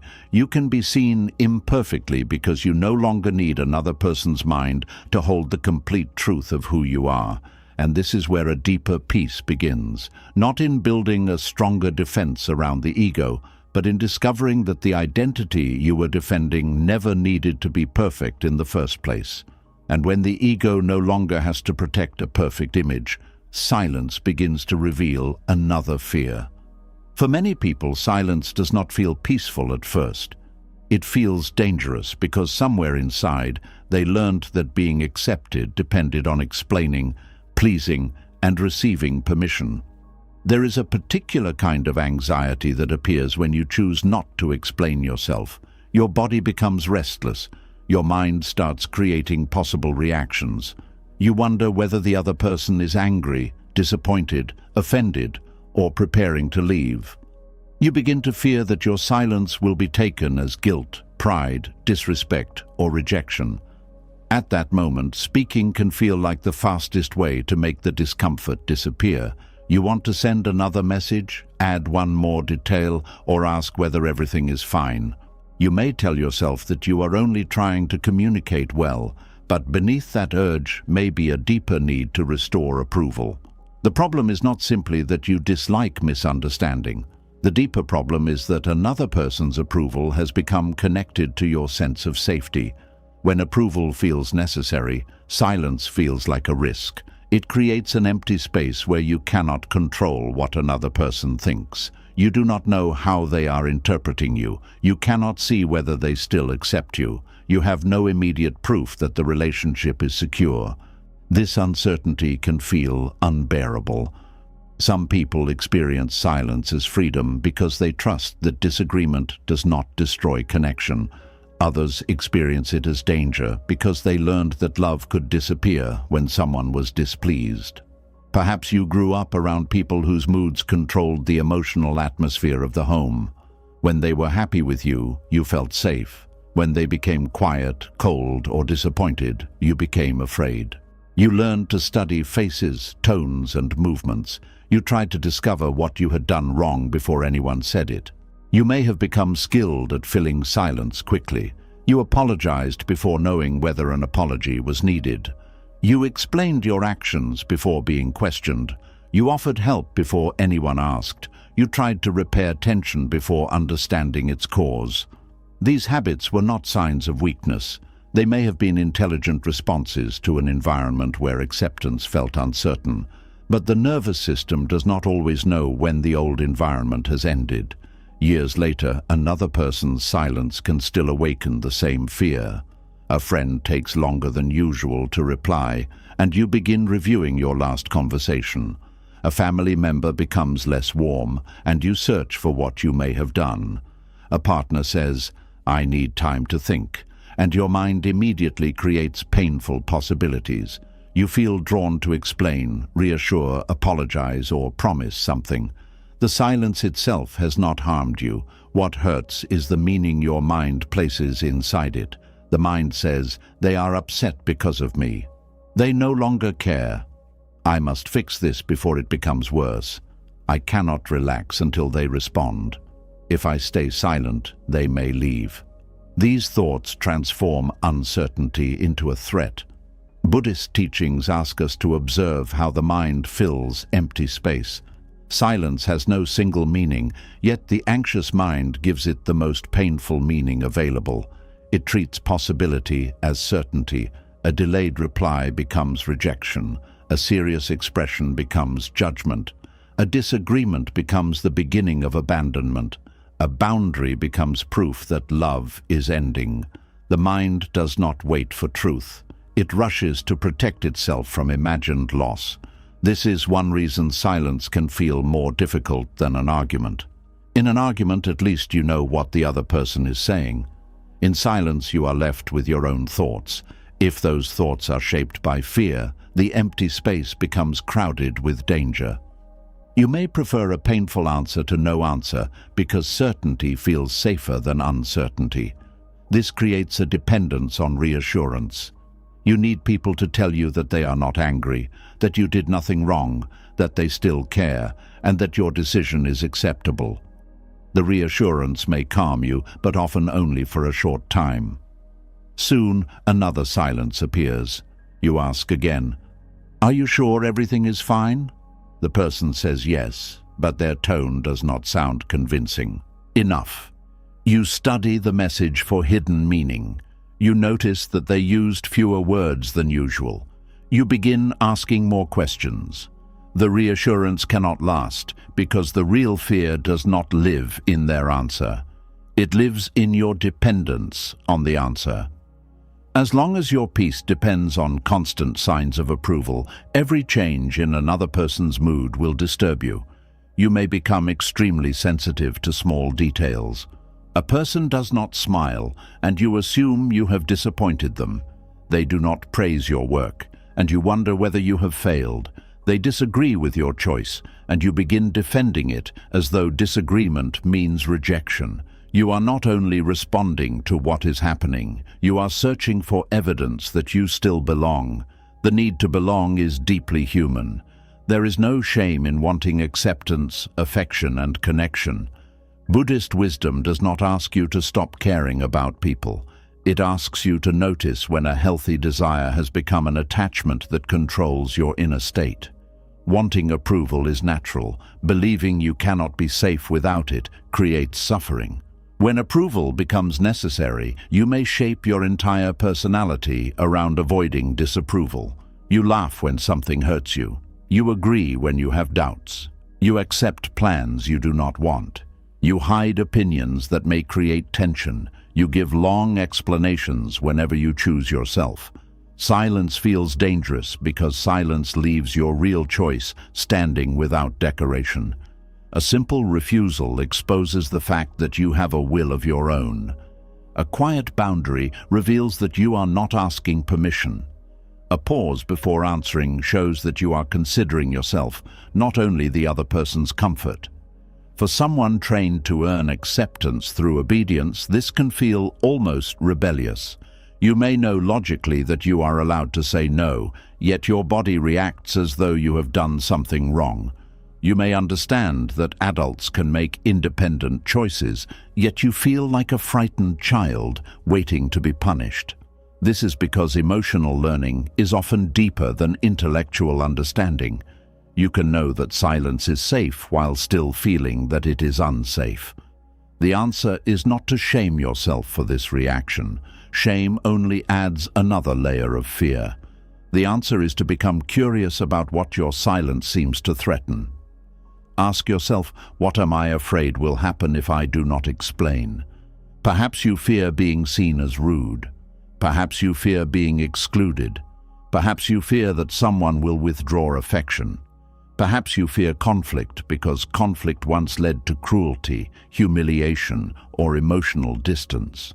Perhaps you believe that good people always make themselves understandable, available, and agreeable. Each fear reveals the rule you have been living under. Some people carry an invisible rule that says, I must keep everyone comfortable. Others live by, I need permission before choosing myself. Some believe, if someone is unhappy with me, I have failed. Others carry, I must explain my needs so well that no one can criticize them. These rules may operate without being spoken. You feel them when you receive an invitation you do not want to accept. The truthful answer is no, but you begin searching for a reason strong enough to avoid disappointment. You hope for an excuse that cannot be questioned. Why does a simple preference not feel sufficient? Because approval-based thinking does not trust desire. It believes other people will respect your choice only if you can prove that you had no other option. You are allowed to refuse only if you are sick, busy, exhausted, or facing an emergency. You are not allowed to refuse simply because you do not want to participate. This belief turns personal freedom into a courtroom. You search for evidence that makes your choice innocent. Then you present the evidence and wait for permission. If the other person remains disappointed, you assume the explanation has failed.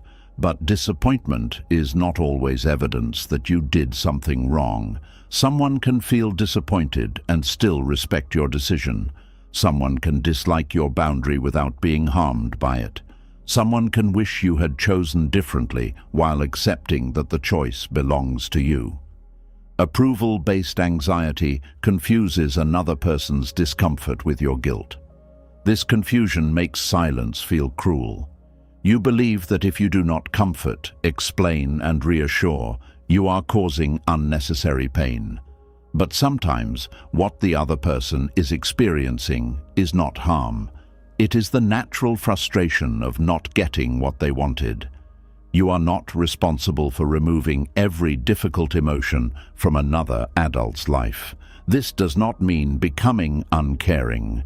You can acknowledge disappointment with kindness. You can say, "I understand that this is not the answer you hoped for," but you do not have to abandon your decision to remove their discomfort. Compassion and surrender are not the same. Compassion allows you to recognize another person's feelings. Surrender makes their feelings the ruler of your actions. When approval feels necessary, you may surrender without noticing. You change your answer because someone becomes quiet. You offer more than you can give because their face looks disappointed. You return to a conversation you wanted to leave because they accuse you of not caring. Their reaction becomes a form of permission. If they respond warmly, you continue with your choice. If they respond coldly, you retreat. This teaches others that your decisions can be changed through emotional pressure. Some may do this deliberately, but many will simply learn from the pattern. They notice that silence makes you nervous. They discover that disappointment brings more explanation. They realize that withdrawal causes you to chase. Soon, your anxiety becomes part of the relationship's structure. You work harder to restore closeness whenever tension appears. The other person does less because they know you will bridge every distance. You apologize first, even when both people contributed to the problem. You initiate every repair. You carry the emotional responsibility for keeping the relationship alive. Over time, this becomes exhausting. You may begin resenting people for needs you trained them to expect. You feel unseen, yet you rarely allow them to see your true limits. You feel used, yet you keep offering before anyone asks. You feel controlled, yet your fear of disapproval prevents you from saying what must change. Silence becomes important because it interrupts this automatic pattern. When you do not rush to fill the space, responsibility becomes more balanced. The other person has room to think, approach, question, or repair. You discover whether the relationship can survive without you constantly managing it. This can be frightening because you may learn uncomfortable truths. You may discover that someone only remains warm when you agree. You may notice that they call you kind when you are useful, but selfish when you have limits. You may see that their approval was not unconditional acceptance. It was a reward for compliance. Silence reveals what constant pleasing can hide. When you stop explaining, people show how they respond to your independence. Some will respect you. Some will ask sincere questions. Some may need time to adjust. Others will become angry because they were comfortable with the version of you who always asked permission. Their reaction does not automatically tell you that you are wrong. It may tell you what the relationship expected from you. This is why healing from approval dependence can feel lonely at first.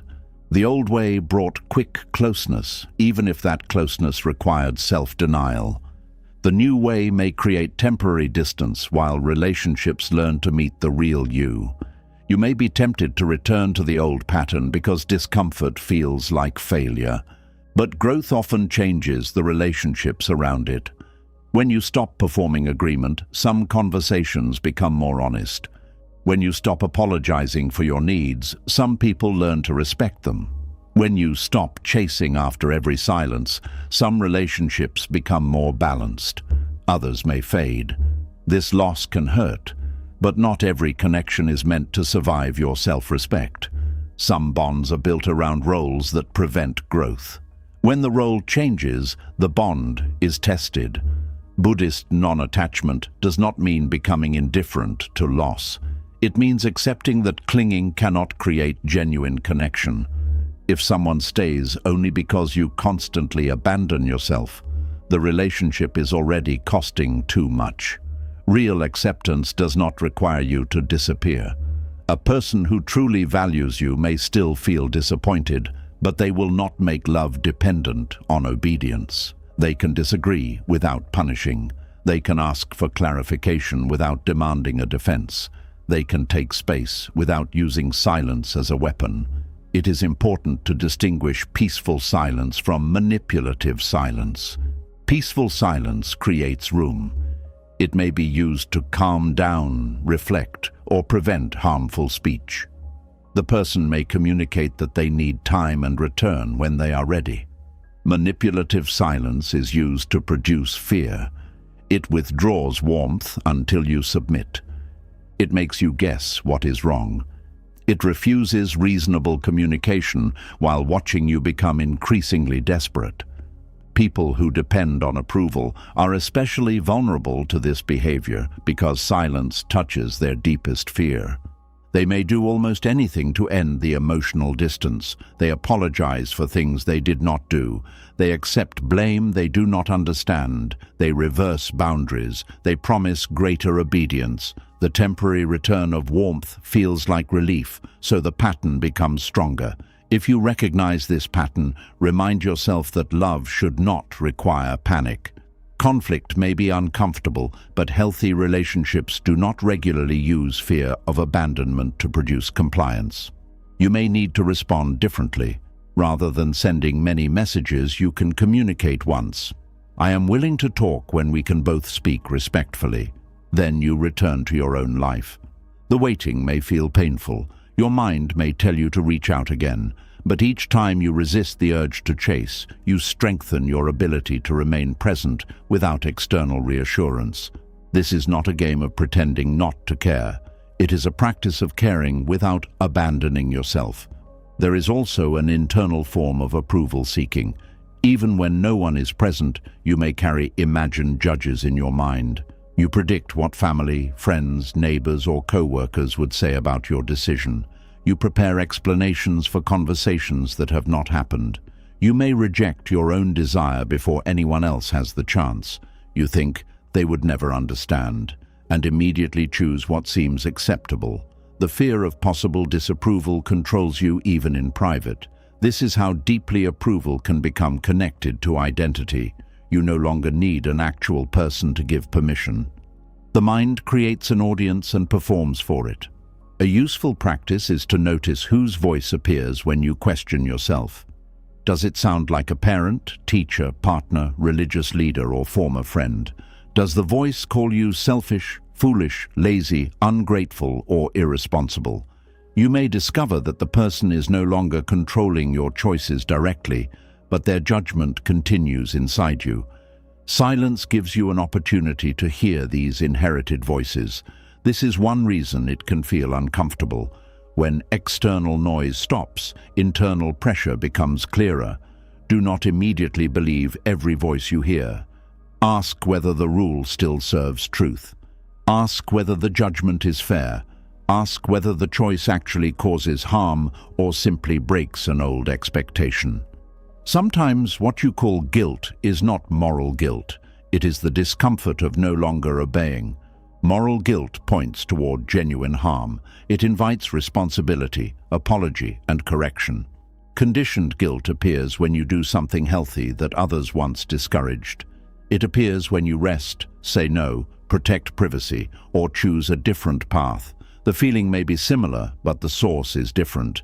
You must learn to examine guilt instead of automatically obeying it. Ask, have I acted dishonestly or cruelly? If yes, correct what you can. If not, the guilt may be an old alarm reacting to a new freedom. You can feel guilty and still maintain a healthy boundary. Feelings are real, but they are not always instructions. The anxious mind wants immediate relief. It tells you that if you explain now, the guilt will disappear. Perhaps it will, but the relief may come because you have returned to the old pattern of seeking permission. Each time you obey anxiety, you teach the nervous system that silence truly was dangerous. Each time you remain steady and discover that you survive, you teach it something new. Healing happens through these small experiences. You say no and allow the silence afterward. You make a decision without sending a long defense. You allow someone to think before responding. You resist asking whether they are angry 5 times. At first, the body may remain tense. Do not demand instant calm. Peace is not always the first feeling that appears when you stop pleasing. Sometimes fear appears first because fear has been waiting beneath the habit. Sit with it gently. Feel where it lives in the body. Perhaps it is a tight throat, a heavy chest, or a restless stomach. Breathe without trying to force the sensation away. Say quietly, "I can be uncomfortable without changing my truth." This is a form of Buddhist mindfulness. You observe the feeling without becoming the feeling. Anxiety is present, but you're not required to build a story around it. The urge to explain is present, but you do not have to act immediately. You create space between the feeling and the response. In that space, freedom grows. You may discover that many things you once called emergencies were only moments of uncertainty. A person needed time. A conversation was unfinished. Someone was tired. A message was brief.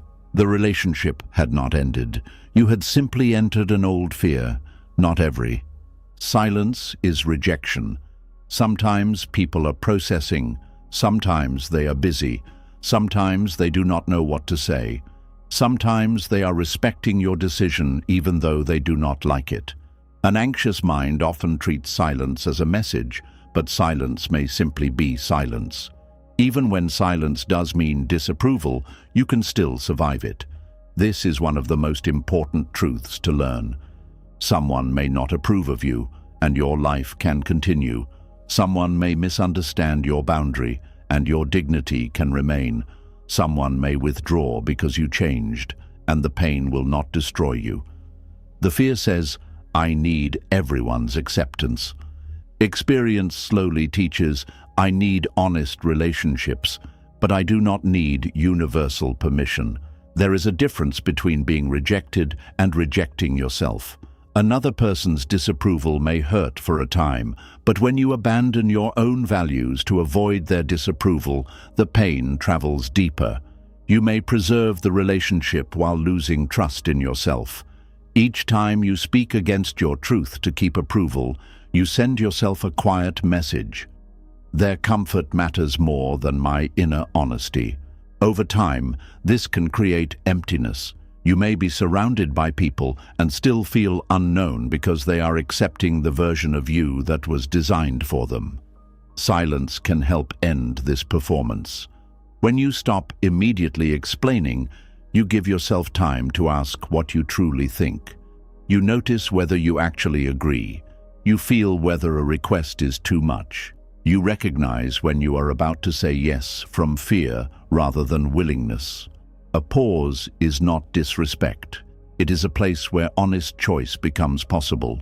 You can say, "Let me think about that." You can say, "I am not ready to answer." You can allow a question to remain unanswered until you understand your own position. People who expect instant compliance may resist your pause, but thoughtful decisions often require silence. The Buddha's teachings place great value on awareness before action. An automatic response is shaped by habit. A mindful response arises after seeing what is present. Approval-seeking moves quickly because it wants to prevent conflict. Wisdom may move slowly because it wants to understand. This slower pace protects you from promises you cannot keep, agreements you do not mean, and explanations that reveal more than you wish to share. It also changes the quality of your yes.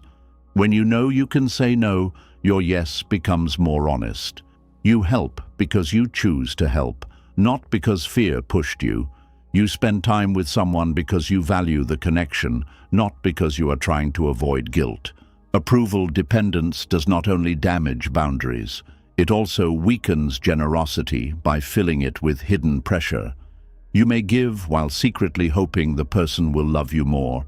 You may support them while expecting permanent acceptance. You may agree repeatedly, then become angry when they do not understand how much you sacrificed. The other person may not know that your yes contained an unspoken request for security. Learning to tolerate disapproval allows generosity to become cleaner. You can give without buying acceptance. You can refuse without hatred. You can love without constantly measuring whether love is being returned in the exact way you need. This does not make you emotionally cold. It makes your relationships less controlled by fear. You begin to prefer honest tension over false harmony. False harmony looks peaceful from the outside, but it requires one person to remain silent about their needs while speaking constantly to protect approval. Everyone seems comfortable because the truth has been hidden. Honest tension may include disagreement, disappointment, and pauses, but it creates a chance for genuine respect. A relationship that can survive truth becomes stronger than one protected by performance. As you practice this, the meaning of silence slowly changes. It no longer feels only like an empty space where rejection may enter. It becomes a place where you can meet yourself. You discover that you do not always need an immediate answer. You can let conversations breathe. You can allow emotions to settle before deciding what they mean. You stop filling every quiet moment with anxious stories. There will still be times when reassurance is appropriate. Healthy people sometimes ask for comfort. You may say, "I am feeling uncertain. Can we talk about where we stand?" This is not weakness. The difference is that you ask honestly rather than using explanation to secretly demand approval. You recognize the need without making another person entirely responsible for managing it. You can receive reassurance as support, not as the only thing holding you. Together, your deeper security begins to grow within. This inner security comes from knowing that you can remain on your own side. You may make mistakes, but you will examine them. You may face rejection, but you will not abandon your dignity. You may feel afraid, but you will not automatically betray your truth to escape the feeling. You become someone you can trust. That trust makes silence less dangerous because you are no longer alone inside it. Your own awareness is present. Your conscience is present. Your ability to care for yourself is present. You do not need another person's immediate approval to prove that you still have value. The old anxiety may return when the relationship matters deeply. Healing does not mean you never feel fear again. It means fear no longer decides everything. You notice the urge to explain, but you ask whether explanation is needed. You notice the desire to chase, but you allow the other person room. You notice guilt, but you examine whether harm was actually done. You respond from clarity rather than panic. Eventually, you understand that silence was never the true danger. The danger was the belief that you could not survive another person's disappointment. Once that belief begins to weaken, silence changes. It becomes a boundary, a pause, a form of patience, and sometimes an act of deep trust. You trust that truth does not always need immediate defense. You trust that healthy people can ask for clarification. You trust that relationships capable of real love can survive disagreement. Most of all, you trust that your worth does not disappear in the space between your decision and another person's approval. Then you no longer rush to explain every silence away. You allow the quiet to remain long enough to discover what it is teaching you. Sometimes it teaches that nothing is wrong. Sometimes it reveals that a relationship depends too heavily on your obedience. Sometimes it shows you an old wound that still needs compassion. And sometimes it gives you the first experience of making a choice without asking the world for permission. That is when silence stops feeling like abandonment and begins to feel like freedom. And once you stop protecting every image of who you think you must be, silence begins to uncover an even deeper fear. The need to explain does not always come from confusion or pride. Sometimes it comes from the terrifying belief that without another person's approval, you may no longer feel safe, accepted, or worthy. For someone who has depended on validation for years, silence does not immediately feel peaceful. It feels like standing at the edge of rejection without knowing what will happen next. The other person has not answered. Their face has changed. Their voice sounds colder. They have become distant, and suddenly your mind begins searching for danger. You wonder whether you said something wrong. You replay the conversation. You study every word, pause, and expression. You ask yourself whether you sounded rude, selfish, foolish, or ungrateful. Before the other person has even accused you of anything, you begin preparing a defense. The silence outside you creates noise inside you. You feel an urge to speak quickly, send another message, add more context, or apologize for something you are not sure you did. You tell yourself that you only want to clear the air. But beneath that desire may be a stronger need. You want proof that the relationship is still safe. This is why silence can feel dangerous when approval feels necessary. Silence leaves you without immediate reassurance. It gives you no clear sign that the other person still likes you, accepts you, respects you, or intends to stay. You cannot control what they are thinking, and the uncertainty awakens every fear you have learned to carry. For many people, this fear began long before adulthood. Perhaps you grew up in a home where love felt connected to behavior. When you were obedient, helpful, quiet, or successful, you received warmth. When you disappointed someone, that warmth disappeared. A parent may have become cold, withdrawn, or difficult to approach. You learned that emotional safety could vanish without warning. You began studying the moods of the people around you. You noticed footsteps, facial expressions, changes in tone, and the sound of doors closing. You learned when it was safe to speak and when you needed to become small. If someone looked unhappy, you immediately wondered whether you had caused it. You may have tried to restore peace by becoming useful. You cleaned, helped, apologized, explained, or changed your behavior. When warmth returned, your nervous system learned a powerful lesson.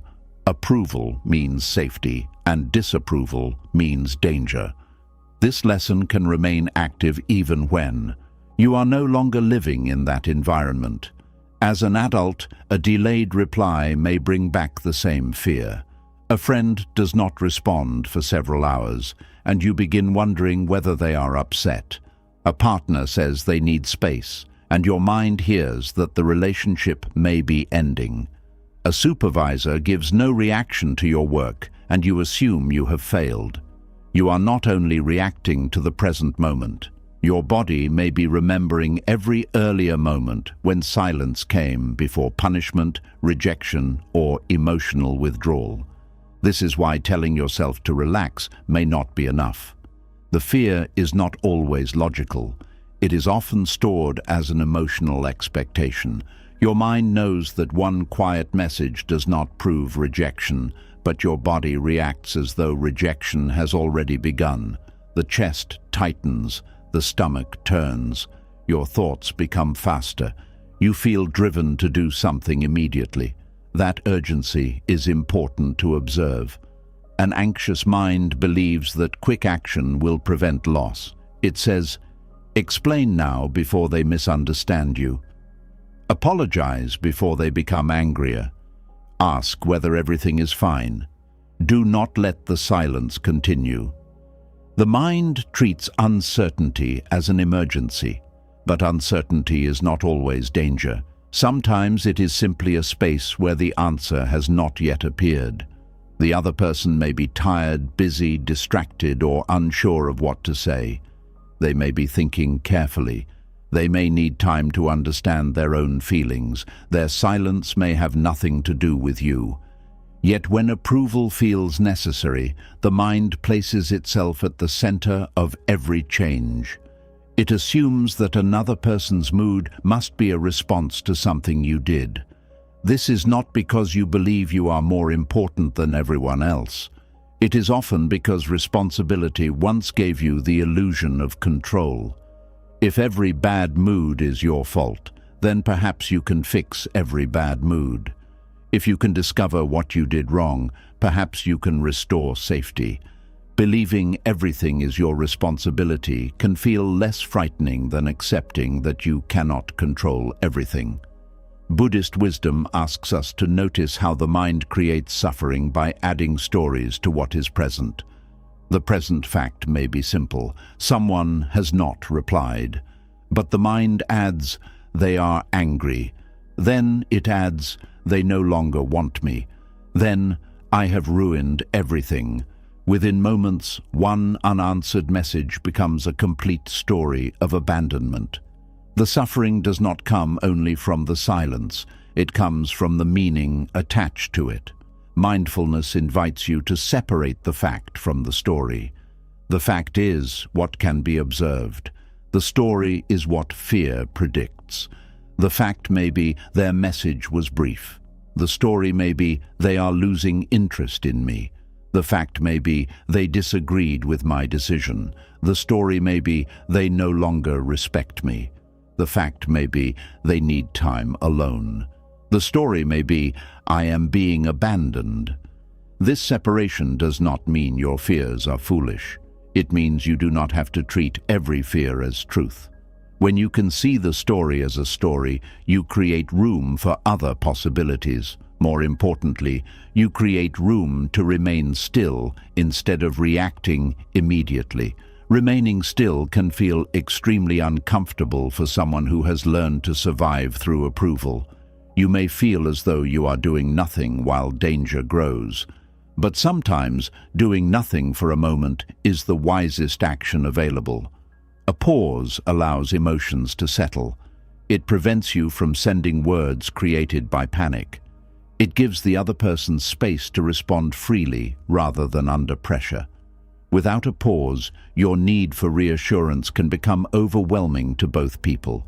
You may send several messages, each more emotional than the last. You may ask whether they are angry, then ask whether they are sure, then explain why you asked. Even when they reassure you, the relief may not last. You begin examining the reassurance. Was it warm enough? Did they use the same words they normally use? Did they respond too quickly, as though they wanted to end the conversation?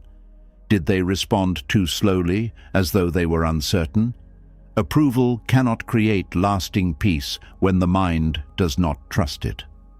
You may receive 10 signs of love and still become frightened by one moment of distance. This happens because validation has become something you need repeatedly rather than something you can appreciate and release. It is like pouring water into a container with a hole. No amount seems sufficient because the inner belief continues saying, you may lose this at any moment. This is why dependence on approval cannot be healed by collecting more approval alone. External kindness can help, but it cannot replace inner security. Inner security begins when you know that another person's disappointment will not cause you to abandon yourself. You may still care about their feelings. You may still want connection.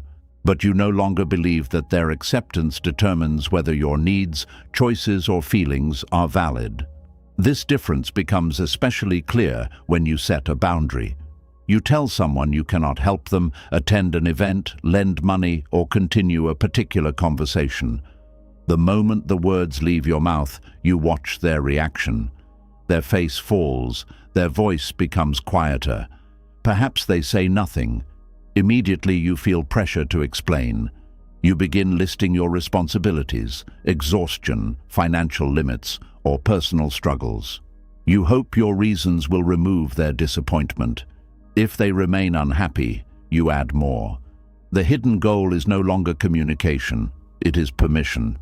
You want them to say, I understand, you have done nothing wrong. Only then do you feel allowed to keep your boundary. But a boundary that depends on another person's approval is not fully yours.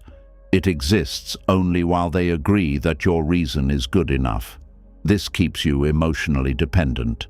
The truth is that another person may never approve of a boundary that limits their access to you. They may understand every reason and still prefer that you say yes. Their disappointment does not prove that your boundary is unkind. It may simply mean that they did not receive what they wanted. Approval-seeking anxiety has difficulty accepting this distinction. It interprets disappointment as evidence of harm. You think, if they are upset, I must have done something wrong.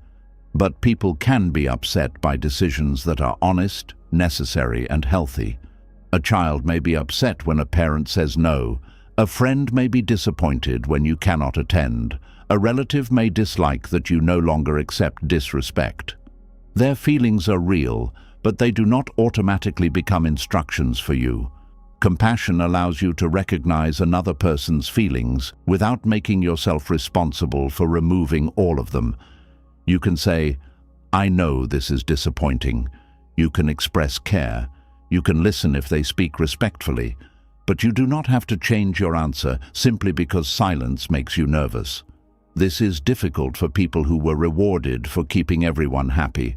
Perhaps you became the peacemaker in your family. Whenever conflict appeared, you tried to reduce it. You changed your position, carried messages between people, or accepted blame so the tension would end. Everyone praised you for being mature, kind, or understanding. But no one asked what the role cost you. You learned that your value came from making the room comfortable. Now, when someone becomes uncomfortable because of your truth, you feel as though you have failed in your purpose. Silence seems to accuse you. The tension feels like proof that you are no longer being good. You may rush to restore harmony even when the harmony was false. False harmony exists when peace is maintained by hiding what one person truly thinks or needs. No one argues, but one person is slowly disappearing. The relationship looks calm because honesty has been sacrificed. Real peace is different. It can survive truth. It may include difficult conversations, disappointment, or temporary distance. But it does not require anyone to abandon themselves.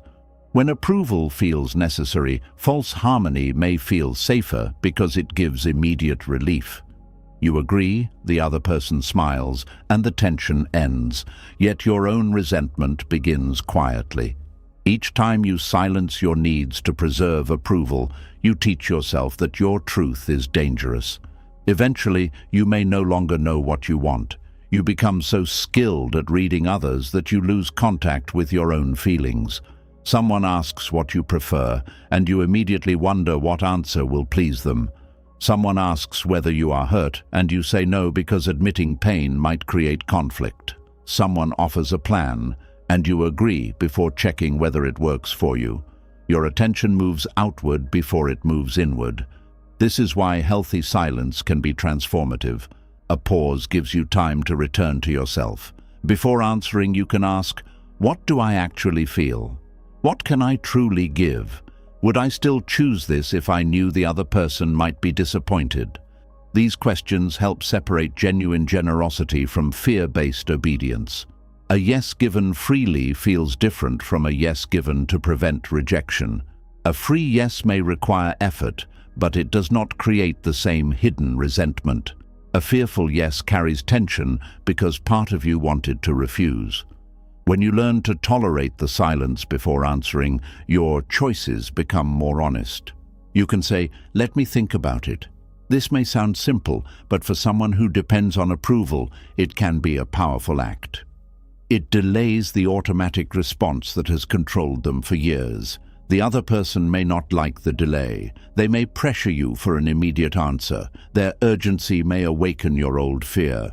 But you are allowed to take time before agreeing to something that will use your energy, money, attention, or emotional strength. Silence protects thoughtful choice. It also reveals how people respond when they cannot control your answer. A respectful person may wait. They may ask when you can respond. They may accept your eventual decision even if they dislike it. A controlling person may treat your pause as resistance. They may accuse you of being difficult, uncaring, or secretive. They may increase pressure because they are used to quick obedience. Their reaction gives you useful information. Sometimes approval was not freely offered. It was a reward for performing the role they preferred. As long as you agreed, they called you kind. When you refused, they called you selfish. As long as you remained available, they praised your loyalty. When you needed space, they questioned your love. This reveals that what looked like acceptance may have been conditional. Conditional approval is not always intentional cruelty. People can become comfortable with a pattern without consciously planning to exploit it. If you always explain, they expect explanations. If you always repair every silence, they stop taking equal responsibility for repair. Relationships learn from repetition. When you change your behavior, the relationship must change too. Some people will adjust, others will resist because the old pattern benefited them. This resistance may tempt you to return to the familiar role. You may think, everything was easier before I started setting boundaries. It may have been easier for others. That does not mean it was healthy for you. Growth often creates temporary tension because it interrupts an old agreement. The agreement may never have been spoken, but it was understood. You would manage everyone's emotions, and in return, you would receive acceptance. When you stop performing that role, both sides feel uncertainty. This is where courage becomes necessary. You must allow some people to be confused while they learn who you are without constant pleasing. You do not need to become harsh or distant. You can communicate with warmth, but warmth should not require surrender. You may say, I care about you, but I cannot agree to this.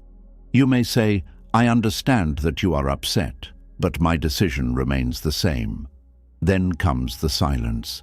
The other person may need time. You may feel anxious, but the silence does not need to be filled immediately. Let it exist.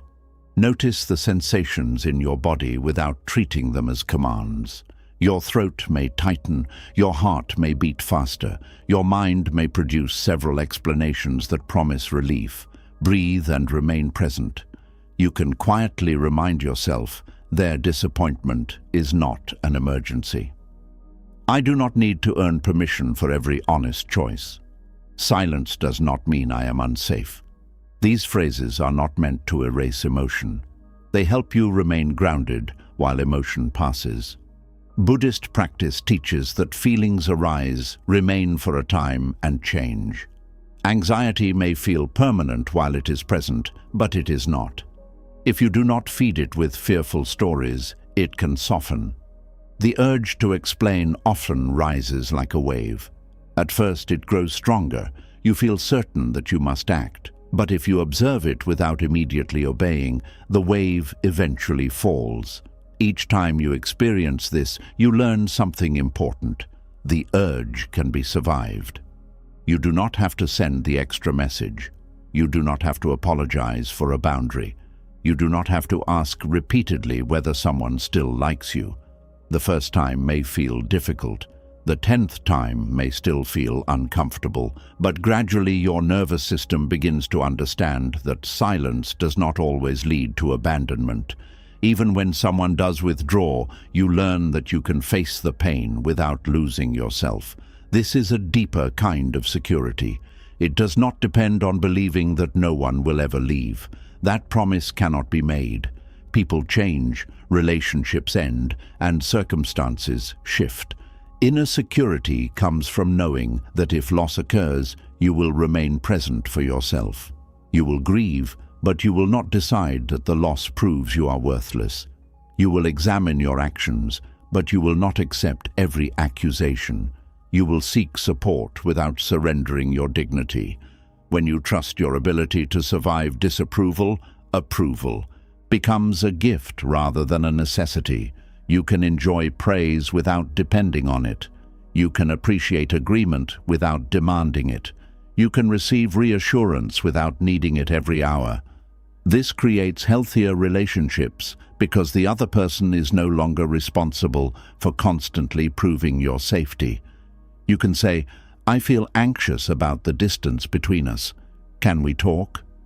This is different from sending many explanations designed to force reassurance.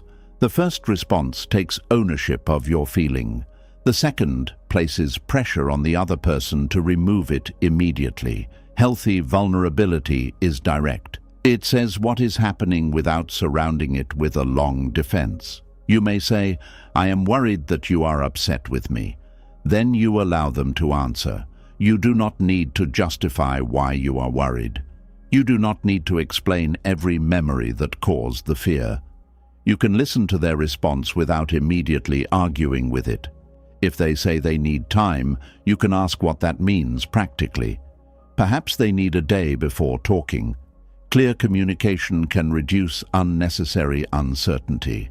But clarity should not become control. You cannot demand that people process emotions at your preferred speed simply because waiting is uncomfortable. Sometimes another person needs space that has nothing to do with punishment. Respecting that space can be an act of trust. You trust that they can return when ready.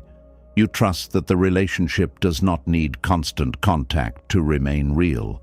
You trust yourself enough to continue living while the conversation is unfinished. Approval dependence makes unfinished situations feel unbearable. The mind wants immediate closure. It believes peace can only begin after the issue is resolved. But life contains many unfinished moments. There will be unanswered questions, delayed decisions, uncertain relationships, and people whose opinions you may never fully know. If your peace requires complete resolution, peace will remain rare. Buddhist wisdom points toward the ability to remain present inside uncertainty. You do not force the future to reveal itself before it is ready. You attend to what is here now. Right now, you may be safe. Right now, you may have acted honestly. Right now, there may be nothing more you need to say. The mind may travel into tomorrow, predicting rejection. Bring it back. Ask, what is actually happening in this moment? Perhaps you are sitting in a quiet room with a phone that has not received a reply. That is different from being abandoned. Perhaps someone is disappointed with your decision. That is different from being unworthy of love. Perhaps a conversation is paused. That is different from a relationship being destroyed. Accurate language reduces unnecessary suffering. Approval-based fear often uses extreme words.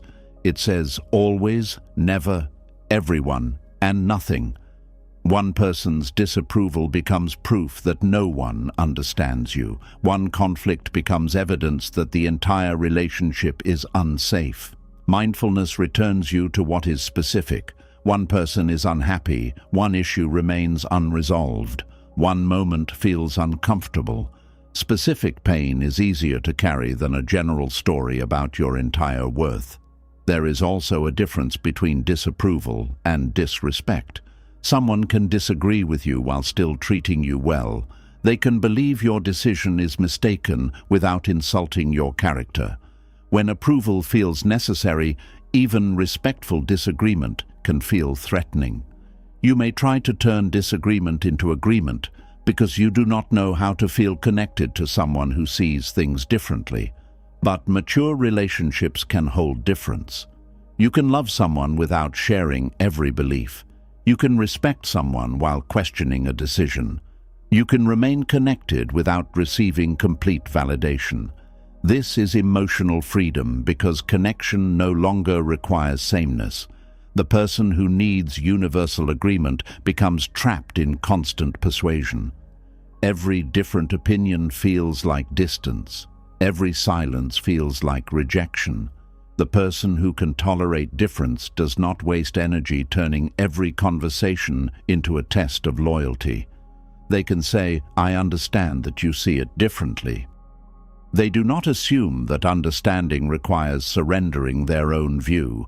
This does not mean all disagreement is harmless. Some differences involve serious values, safety, or respect. In those cases, distance may be necessary. But distance chosen from clarity is different from distance created by panic. Approval dependence may keep you in harmful relationships because losing acceptance feels worse than enduring mistreatment. You may explain another person's behavior to yourself and others. You say they are stressed, wounded, tired, or misunderstood. Compassion becomes a reason to remain where you are repeatedly harmed. You fear that setting a firm boundary will make you seem cruel. Their silence after the boundary feels so painful that you return and apologize. This teaches them that withdrawal can erase your limits. Recognizing this pattern can be painful, but it is necessary. Love should not require you to remain available for mistreatment. A person's approval is not valuable enough to purchase with your safety or dignity. You may need support from trusted people when changing such a pattern. Inner work does not mean facing everything alone.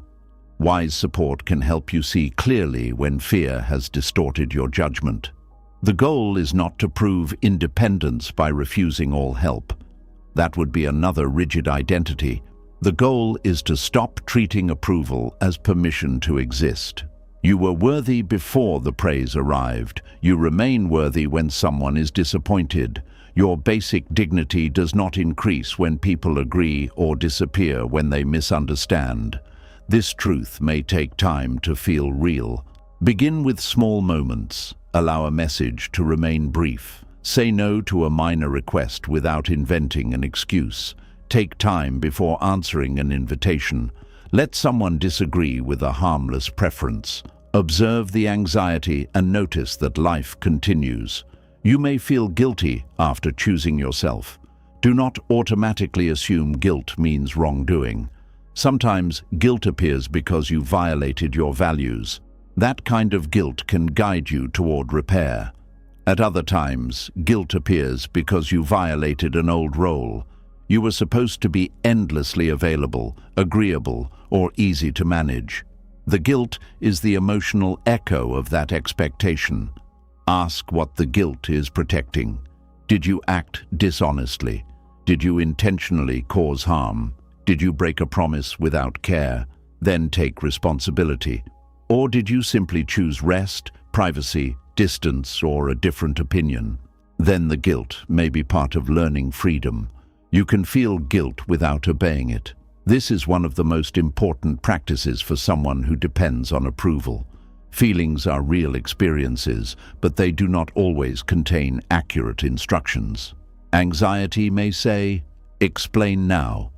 Guilt may say, "Change your answer." Fear may say, "They will leave." You can listen without surrendering. You may respond inwardly, "I hear that I am afraid. I will wait until I am calm before deciding what to do." This response treats the frightened part of you with compassion. It does not mock or attack it. That part learned to protect you through pleasing. It deserves patience while learning a new way. Harshness will not create inner safety. Some people try to overcome approval seeking by becoming cold. They refuse to explain anything, dismiss others' feelings, and act as though needing connection is weakness. This is not freedom. It is another defense. True freedom allows warmth without dependence. You can care about how your actions affect people while accepting that you cannot control every reaction. You can explain when explanation supports understanding and remain silent when words are being used only to seek permission. The question is not whether you should always speak or always remain silent. The question is, what is guiding you? Is kindness guiding you, or fear? Is honesty guiding you, or the need to avoid disapproval? Is silence creating space, or is it being used to punish? Is explanation serving connection, or is it begging for acceptance? These questions bring awareness into communication. When you act from awareness, silence becomes less frightening because it is no longer empty. It contains your presence, your values, and your willingness to remain with discomfort. You do not disappear simply because another person has not approved of you. You remain here. You breathe, you observe, you continue with your responsibilities. You allow the relationship to reveal what it can hold. Some people will return with understanding. Some will return with disagreement. Some may not return. Whatever happens, you will know that you did not trade your truth for temporary relief. That knowledge creates a quiet strength. Eventually, you stop measuring your goodness by how quickly you can remove another person's discomfort. You stop treating every frown as a command. You stop turning every silence into proof of rejection. You begin to see that acceptance gained through self-abandonment was never true peace. Peace begins when you can hear another person's disappointment without losing contact with your own conscience. It grows when you can wait for a reply without creating a story of disaster. It deepens when you can make an honest choice without demanding immediate permission. Then silence no longer feels like a dark space where approval has disappeared. It becomes a place where your dependence on approval is finally visible. Inside that quiet, you begin separating love from obedience, connection from control, and kindness from fear. You discover that you can be caring without over-explaining. You can be respectful without asking permission for every decision. You can remain open to correction without surrendering your entire worth to another person's opinion. Most importantly, you learn that silence does not always mean someone has abandoned you.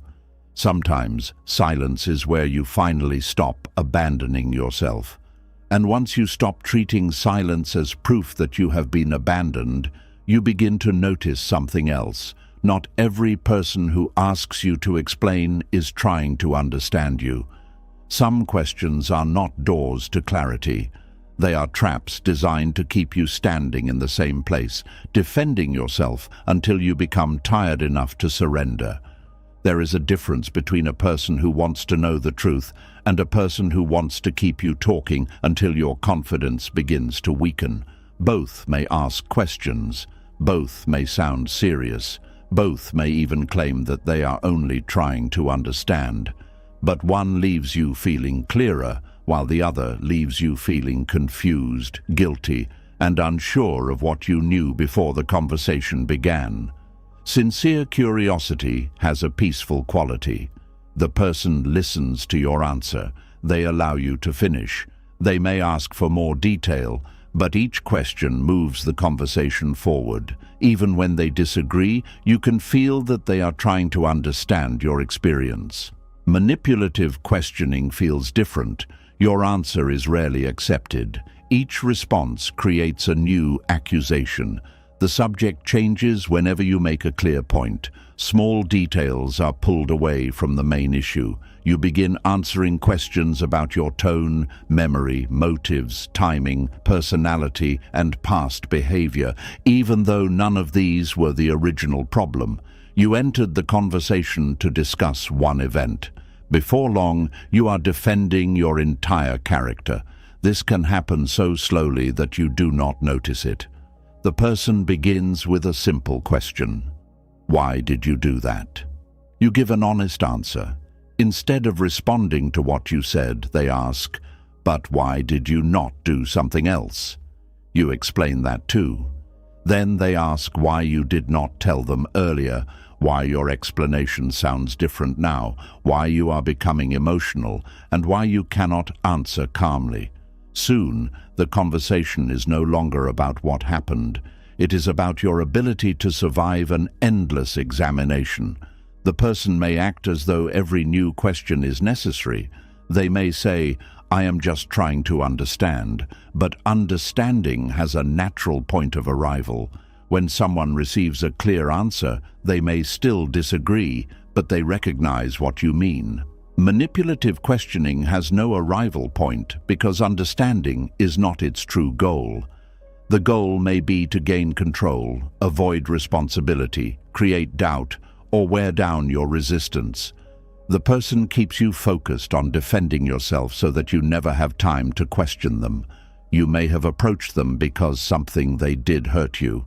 You say, when you spoke to me that way, I felt disrespected. Instead of addressing their words, they ask why you are so sensitive. You explain that you are not usually sensitive, but the comment was personal. They ask why you took it personally. You describe the history behind it. They question whether you remember the situation correctly. Now you are explaining your memory instead of discussing their behavior. This shift is important.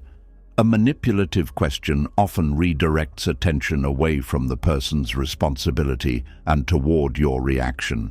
The original action disappears. Your feelings become the new problem. You may begin to wonder whether you should have said anything at all. You entered the conversation with a clear concern, but you leave feeling ashamed for having raised it. This is not the result of healthy curiosity. It is the result of being placed in a defensive position for too long. A sincere person may ask how their words affected you. They may want examples so they can understand the pattern, but their questions will contain respect. They will not treat your pain as a mistake that needs to be argued away. They may say, "I did not realize it sounded that way. Can you help me understand what hurt you?" This question opens space. A manipulative person may say, "How could that possibly hurt you?" The words may look similar, but the energy is different. The first question is willing to learn. The second has already decided that your reaction is unreasonable. One question looks for truth. The other looks for a weakness. Learning to recognize this difference can protect your peace. Pay attention to what happens after you answer. Does the person show that they heard you? Do they respond to the meaning of your words? Do they remember the answer later, or do they ask the same question again as though you never spoke? Repeated questioning can be a way of refusing reality. You may say clearly that you cannot attend an event. The person asks why. You explain. They wait a few minutes and ask again in a different form. But what is really stopping you? You answer once more. Later they say, "I still do not understand why you cannot come." They may understand perfectly. They simply do not accept the answer. By saying they do not understand, they place the burden back on you. Now you feel responsible for finding better words. You continue explaining, hoping to produce acceptance. But the problem is not your clarity. The problem is that your answer does not give them what they want. This distinction can save you from many exhausting conversations.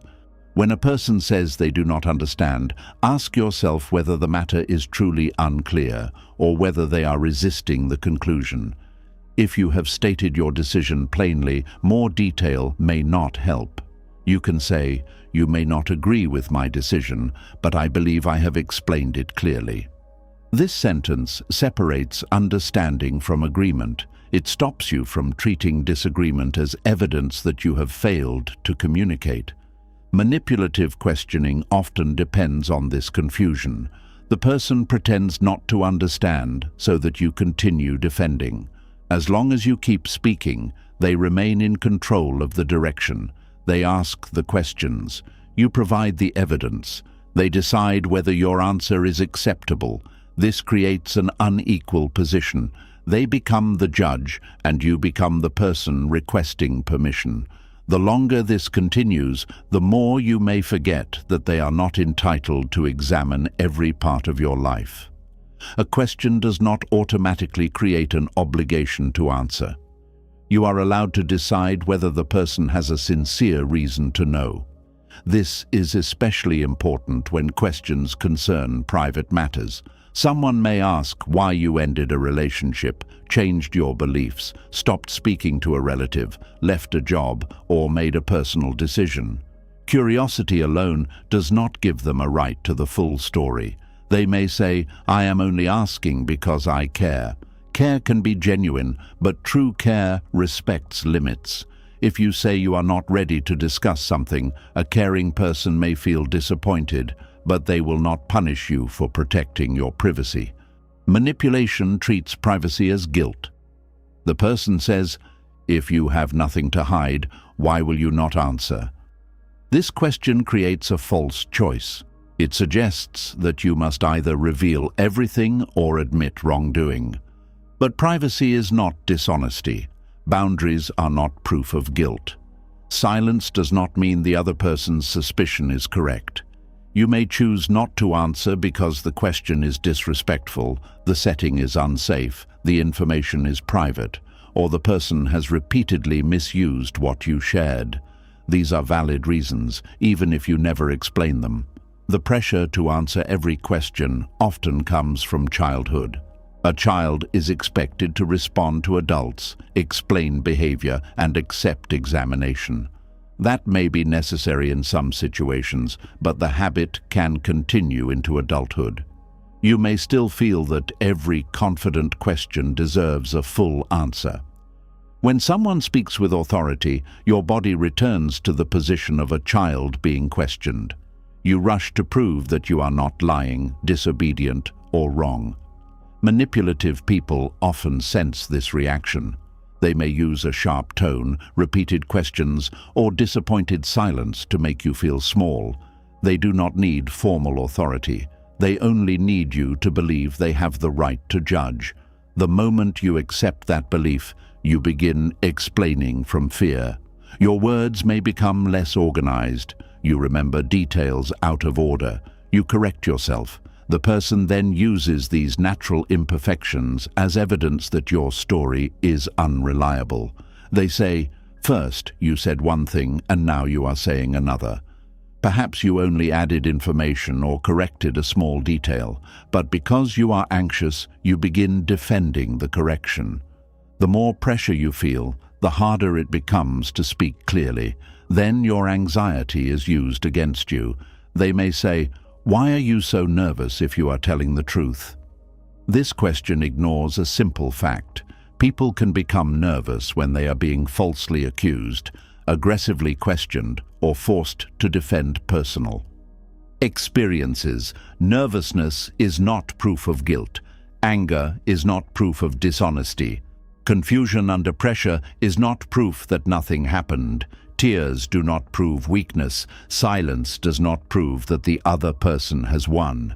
Manipulative questioning often turns normal emotional reactions into evidence. Whatever you do becomes part of the case against you. If you remain calm, they say you do not care. If you become emotional, they say you are unstable.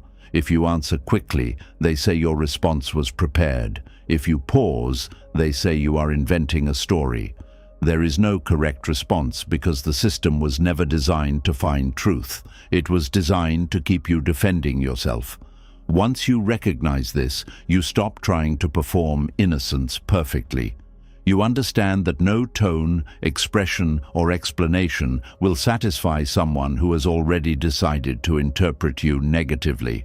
This does not mean you should ignore all questions. Questions are essential to healthy relationships. They help people learn, resolve conflict, and prevent assumptions. The difference lies in the spirit, structure, and direction of the conversation.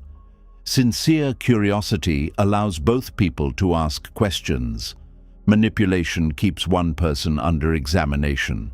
Sincere curiosity accepts clarification. Manipulation treats every answer as a new problem. Sincere curiosity stays connected to the original issue. Manipulation moves into unrelated events, old mistakes, and personal attacks. Sincere curiosity can admit, "I misunderstood."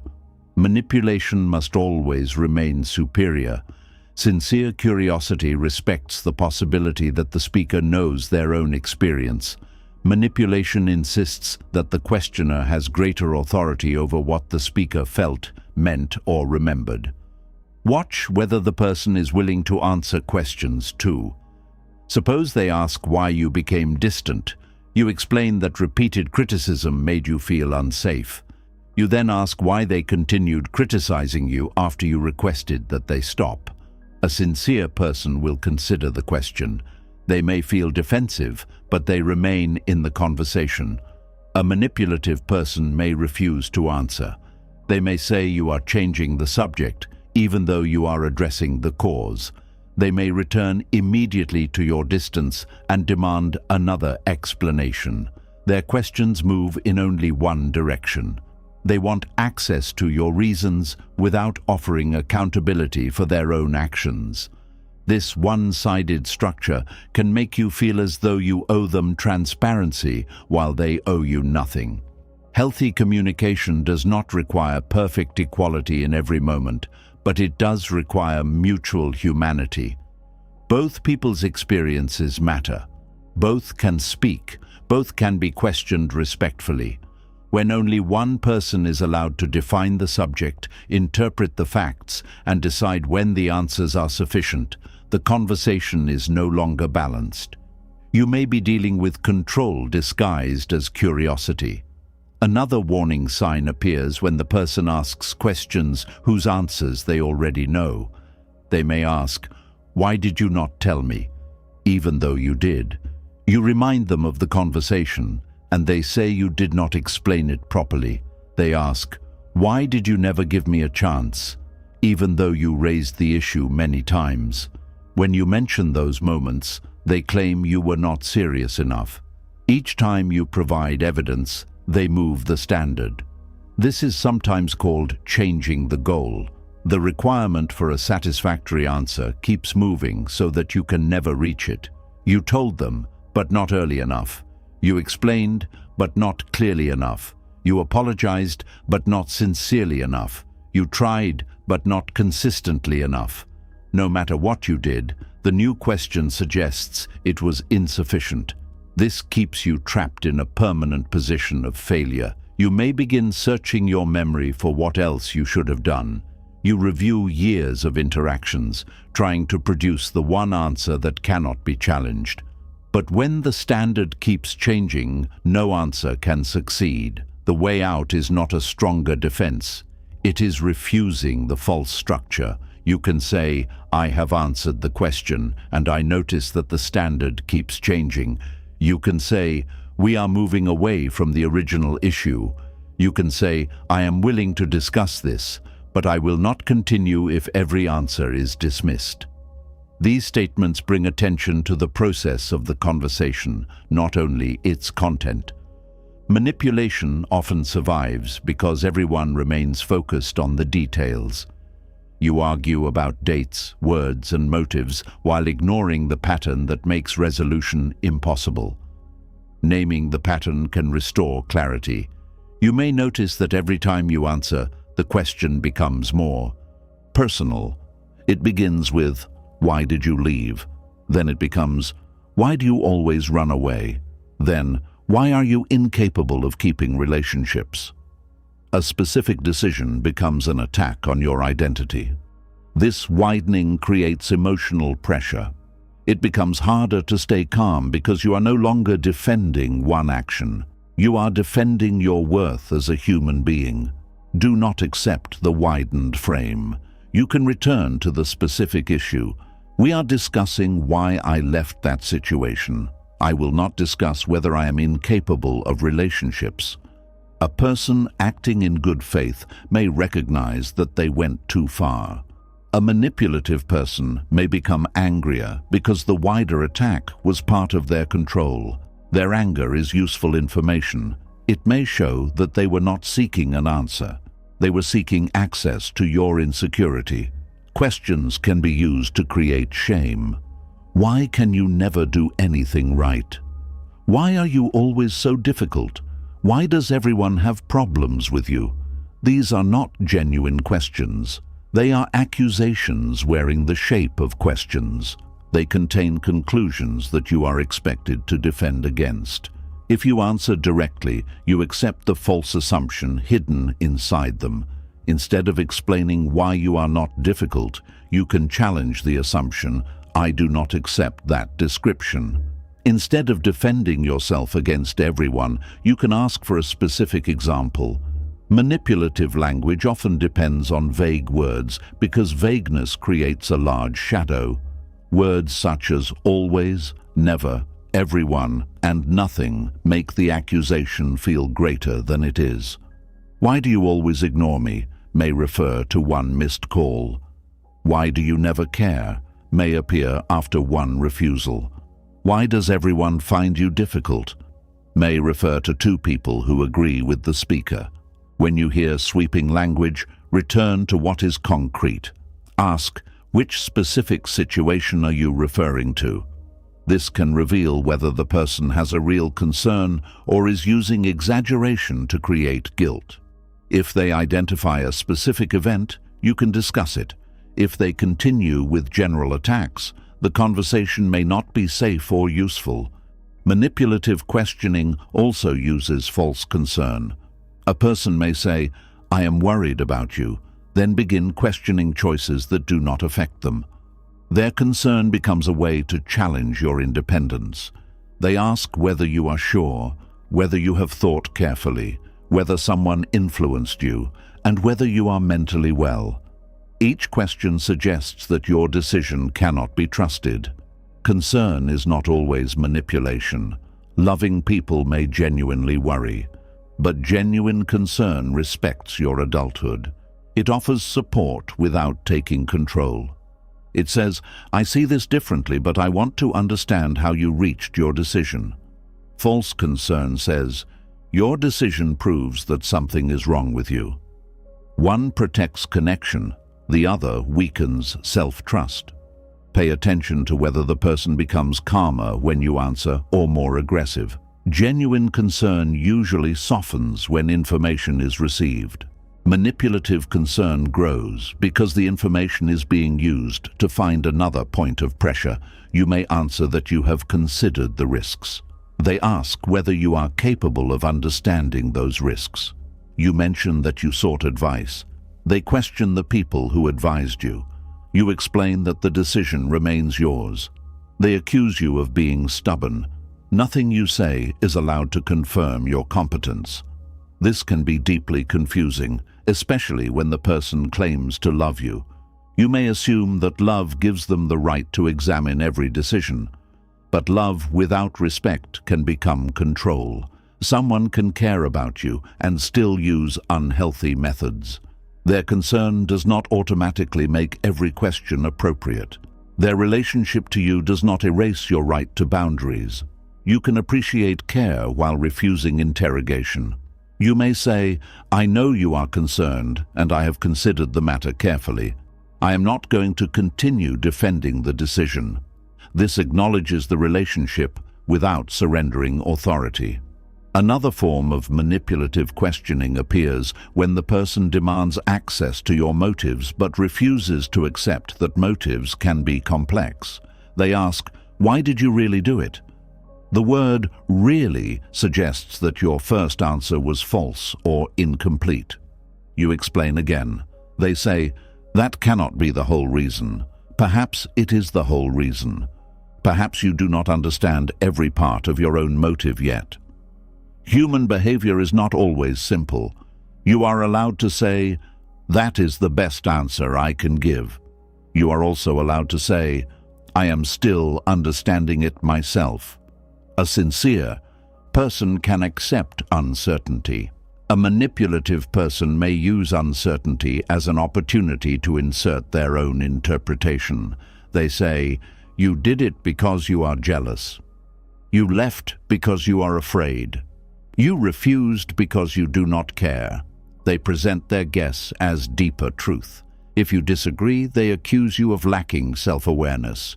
This creates another trap. Accepting their interpretation makes them right, but rejecting it is treated as proof that you are in denial. No answer allows you to remain the authority on your own experience. You do not have to enter this trap. You can say, "You are entitled to your interpretation, but I do not agree with it." Then stop. Do not spend an hour proving what you did not feel. The person cannot see directly into your inner life. They may notice something you missed, but their confidence does not make their interpretation final. Reflect privately on criticism that seems possible. Ask whether there is truth in it. But reflection is different from allowing someone to define you through pressure. Buddhist awareness encourages honest examination, not blind submission. You can listen without surrendering your mind. You can consider another view without treating it as a command. You can admit uncertainty without handing someone else complete authority. Manipulative questioning often becomes stronger when you show uncertainty because the person sees an opening. They may speak faster, interrupt more, or repeat their conclusion until it begins to sound true. This is why grounding matters. When you feel yourself becoming confused, slow the conversation. Take a breath. Ask for one question at a time. Do not answer several accusations placed inside one sentence. A person may say, "Why did you lie, disrespect me, ignore everything I did for you, and embarrass me in front of everyone?" This is not one question. It is several conclusions joined together. Trying to answer all of them at once will pull you into confusion. You can say, "There are several accusations there. Which specific event do you want to discuss?" This brings order back into the conversation. Manipulation benefits from speed and emotional overload. When many claims appear at once, you may accept some without examining them. You become too busy defending to notice what is false. Slowing down gives you time to think. You may also choose to end the conversation temporarily. You can say, "I am not able to continue this clearly right now. We can return to it later." A sincere person may not like the pause, but they can respect it. A controlling person may insist that you must answer immediately. They may say that leaving proves guilt or disrespect. Urgency is often used to prevent reflection. When you are forced to answer quickly, you are more likely to react from fear. You may agree to something you do not believe, apologize for something you did not do, or reveal information you wanted to keep private. You have the right to think. Unless there is an immediate safety issue, most personal conflicts do not require an instant answer. Time can reveal what pressure hides. After the conversation, write down what happened. Note the original issue, the questions asked, the answers you gave, and the points where the subject changed. This is not about building a case against the person. It helps you recover clarity when a conversation has left you confused. Manipulative questioning can make memory feel uncertain because the discussion moves rapidly. Writing allows you to see the structure. You may notice that you answered the same question 4 times. You may see that your concern was never addressed. You may realize that every attempt to return to the original subject was interrupted. These observations help you trust what you experienced. Confusion is sometimes treated as proof that you are mistaken, but confusion may be the natural result of an unreasonable conversation. A clear discussion can still be painful, but you usually understand what happened. A manipulative discussion often leaves you mentally scattered. You may know that something felt wrong without being able to explain why. The problem may be the pattern rather than any single sentence. One question alone may appear harmless.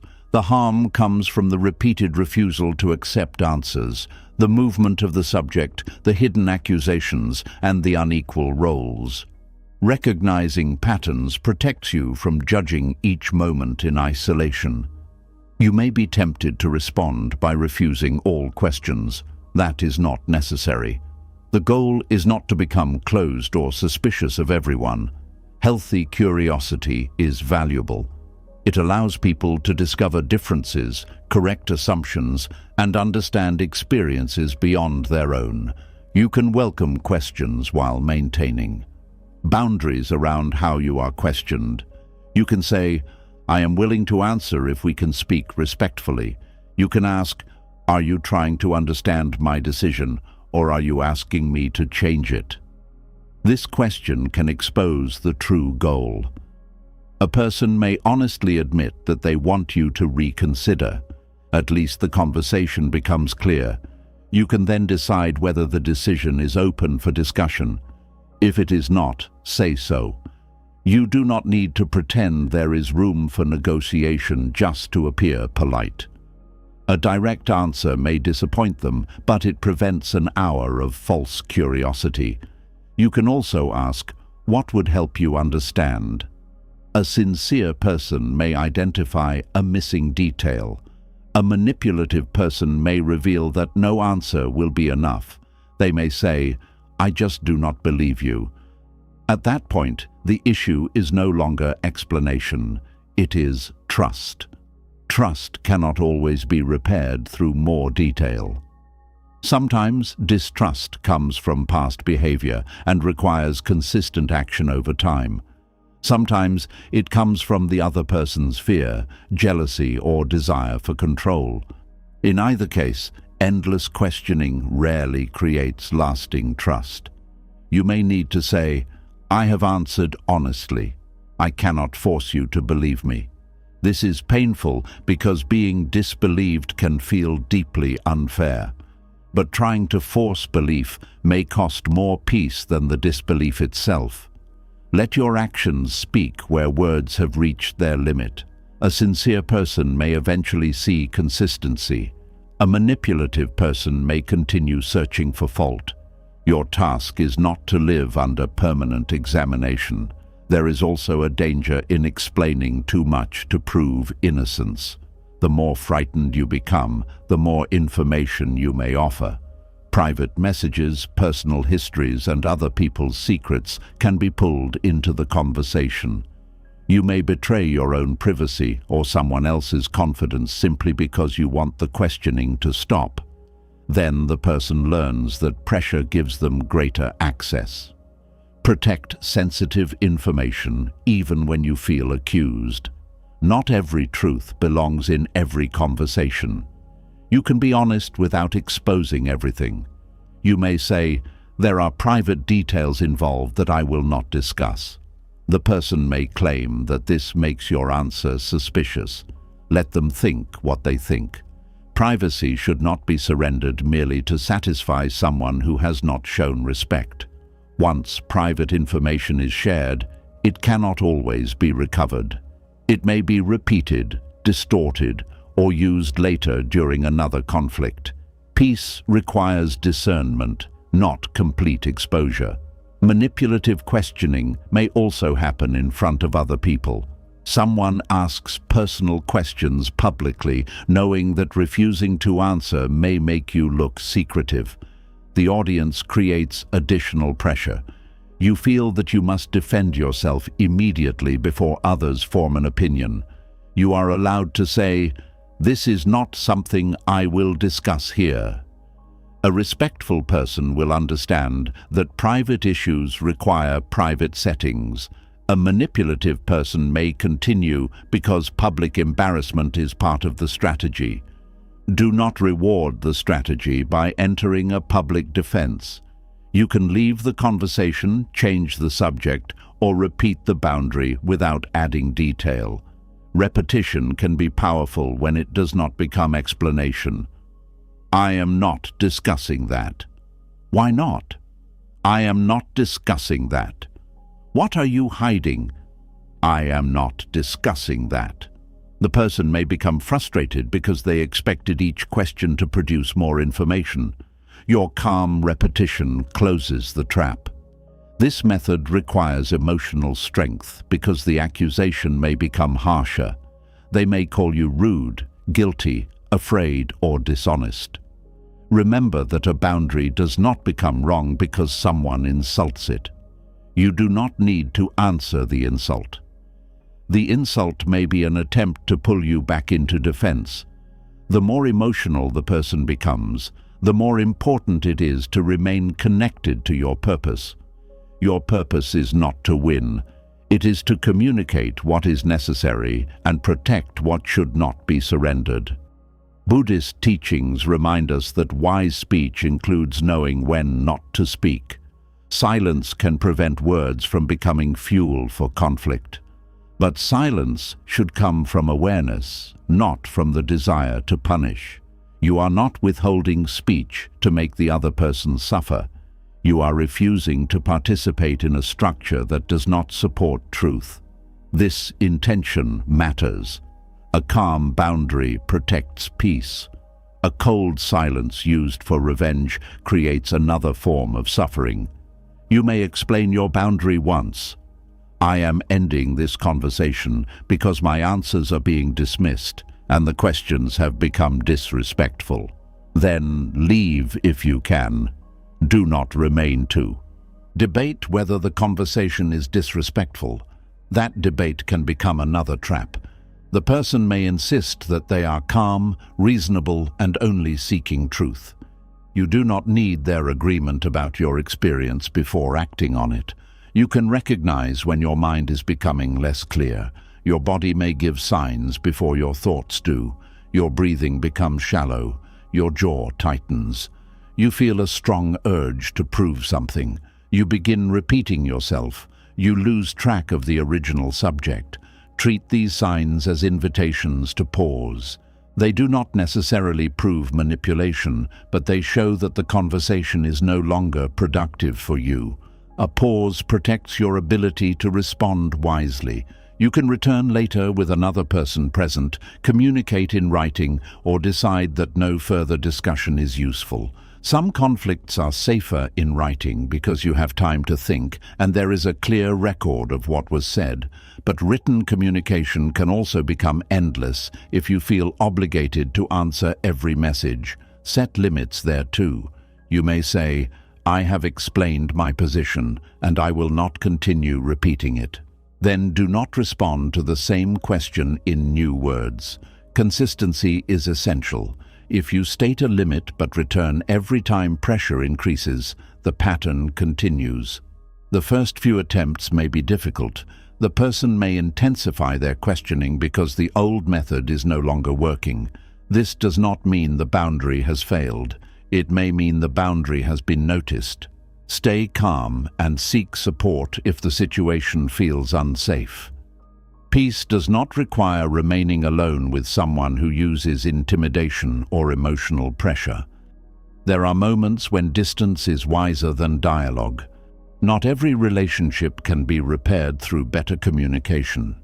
Communication only works when both people are willing to respect truth, boundaries, and each other's humanity. You cannot create mutuality by yourself. If one person uses every conversation to dominate, expose, or exhaust, repeatedly offering deeper explanations may only provide more material. At some point, the question is no longer, "How can I make them understand?"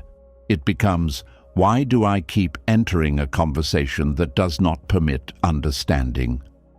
This question returns your attention to what you can control. You cannot control the questions they choose to ask. You can control which questions you answer, how long you remain, and what information you protect. You cannot control whether they accept your response. You can control whether their refusal pulls you into another hour of defense. You cannot control the story they tell afterward. You can control whether you keep abandoning your peace to correct it. This is not easy, especially when the person matters to you. You may hope that one more honest conversation will finally change the pattern. Sometimes change is possible. People can recognize harmful habits and learn healthier ways to communicate. But change requires willingness from both sides. Watch behavior, not promises. If the person says they want to understand but continues interrupting, accusing, and dismissing, the words are not enough. If they apologize for questioning you harshly but repeat the same pattern during every conflict, the apology has not yet become change. Compassion does not require ignoring repetition. You can care about someone while recognizing that certain conversations with them are unsafe. You can love them while limiting what you share. You can hope they grow without offering yourself as the place where they practice control. The boundary may be the most honest response available. As you become more aware, manipulative questions lose some of their power. You hear the hidden accusation before rushing to answer it. You notice when the subject changes. You recognize when the same question returns because the person dislikes the answer. You stop confusing pressure with authority. A forceful tone no longer proves that the person is right. A disappointed face no longer proves that you owe more information. Repeated questions no longer make your first answer less valid. You learn to ask your own questions. What is the purpose of this conversation? Has my answer been heard? Are we moving toward clarity? Am I being asked to explain or being pressured to surrender? These questions help you remain awake inside the interaction. The deepest change occurs when you no longer believe that defending yourself is the only way to protect truth. Sometimes truth is protected by one clear statement. Sometimes it is protected by a boundary. Sometimes it is protected by leaving a conversation that has become dishonest. You do not need to prove yourself to every person who demands access. A question can be answered. An interrogation must be recognized. Sincere curiosity leaves room for your dignity. Manipulative questioning tries to make dignity dependent on satisfying the questioner. Once you see the difference, you become less available for endless justification. You speak openly with those who listen. You clarify when confusion is real. You consider criticism when it is offered with honesty. But when questions are used to keep you small, uncertain, and permanently defensive, you stop searching for the perfect answer. You understand that the trap was never hidden inside the question alone. It was hidden inside the belief that you had to keep answering. The moment you release that belief, the conversation changes. The other person may continue asking, but the questions no longer control your peace. You can answer once. You can ask for respect. You can protect what is private. You can return to the original issue. You can pause. You can leave.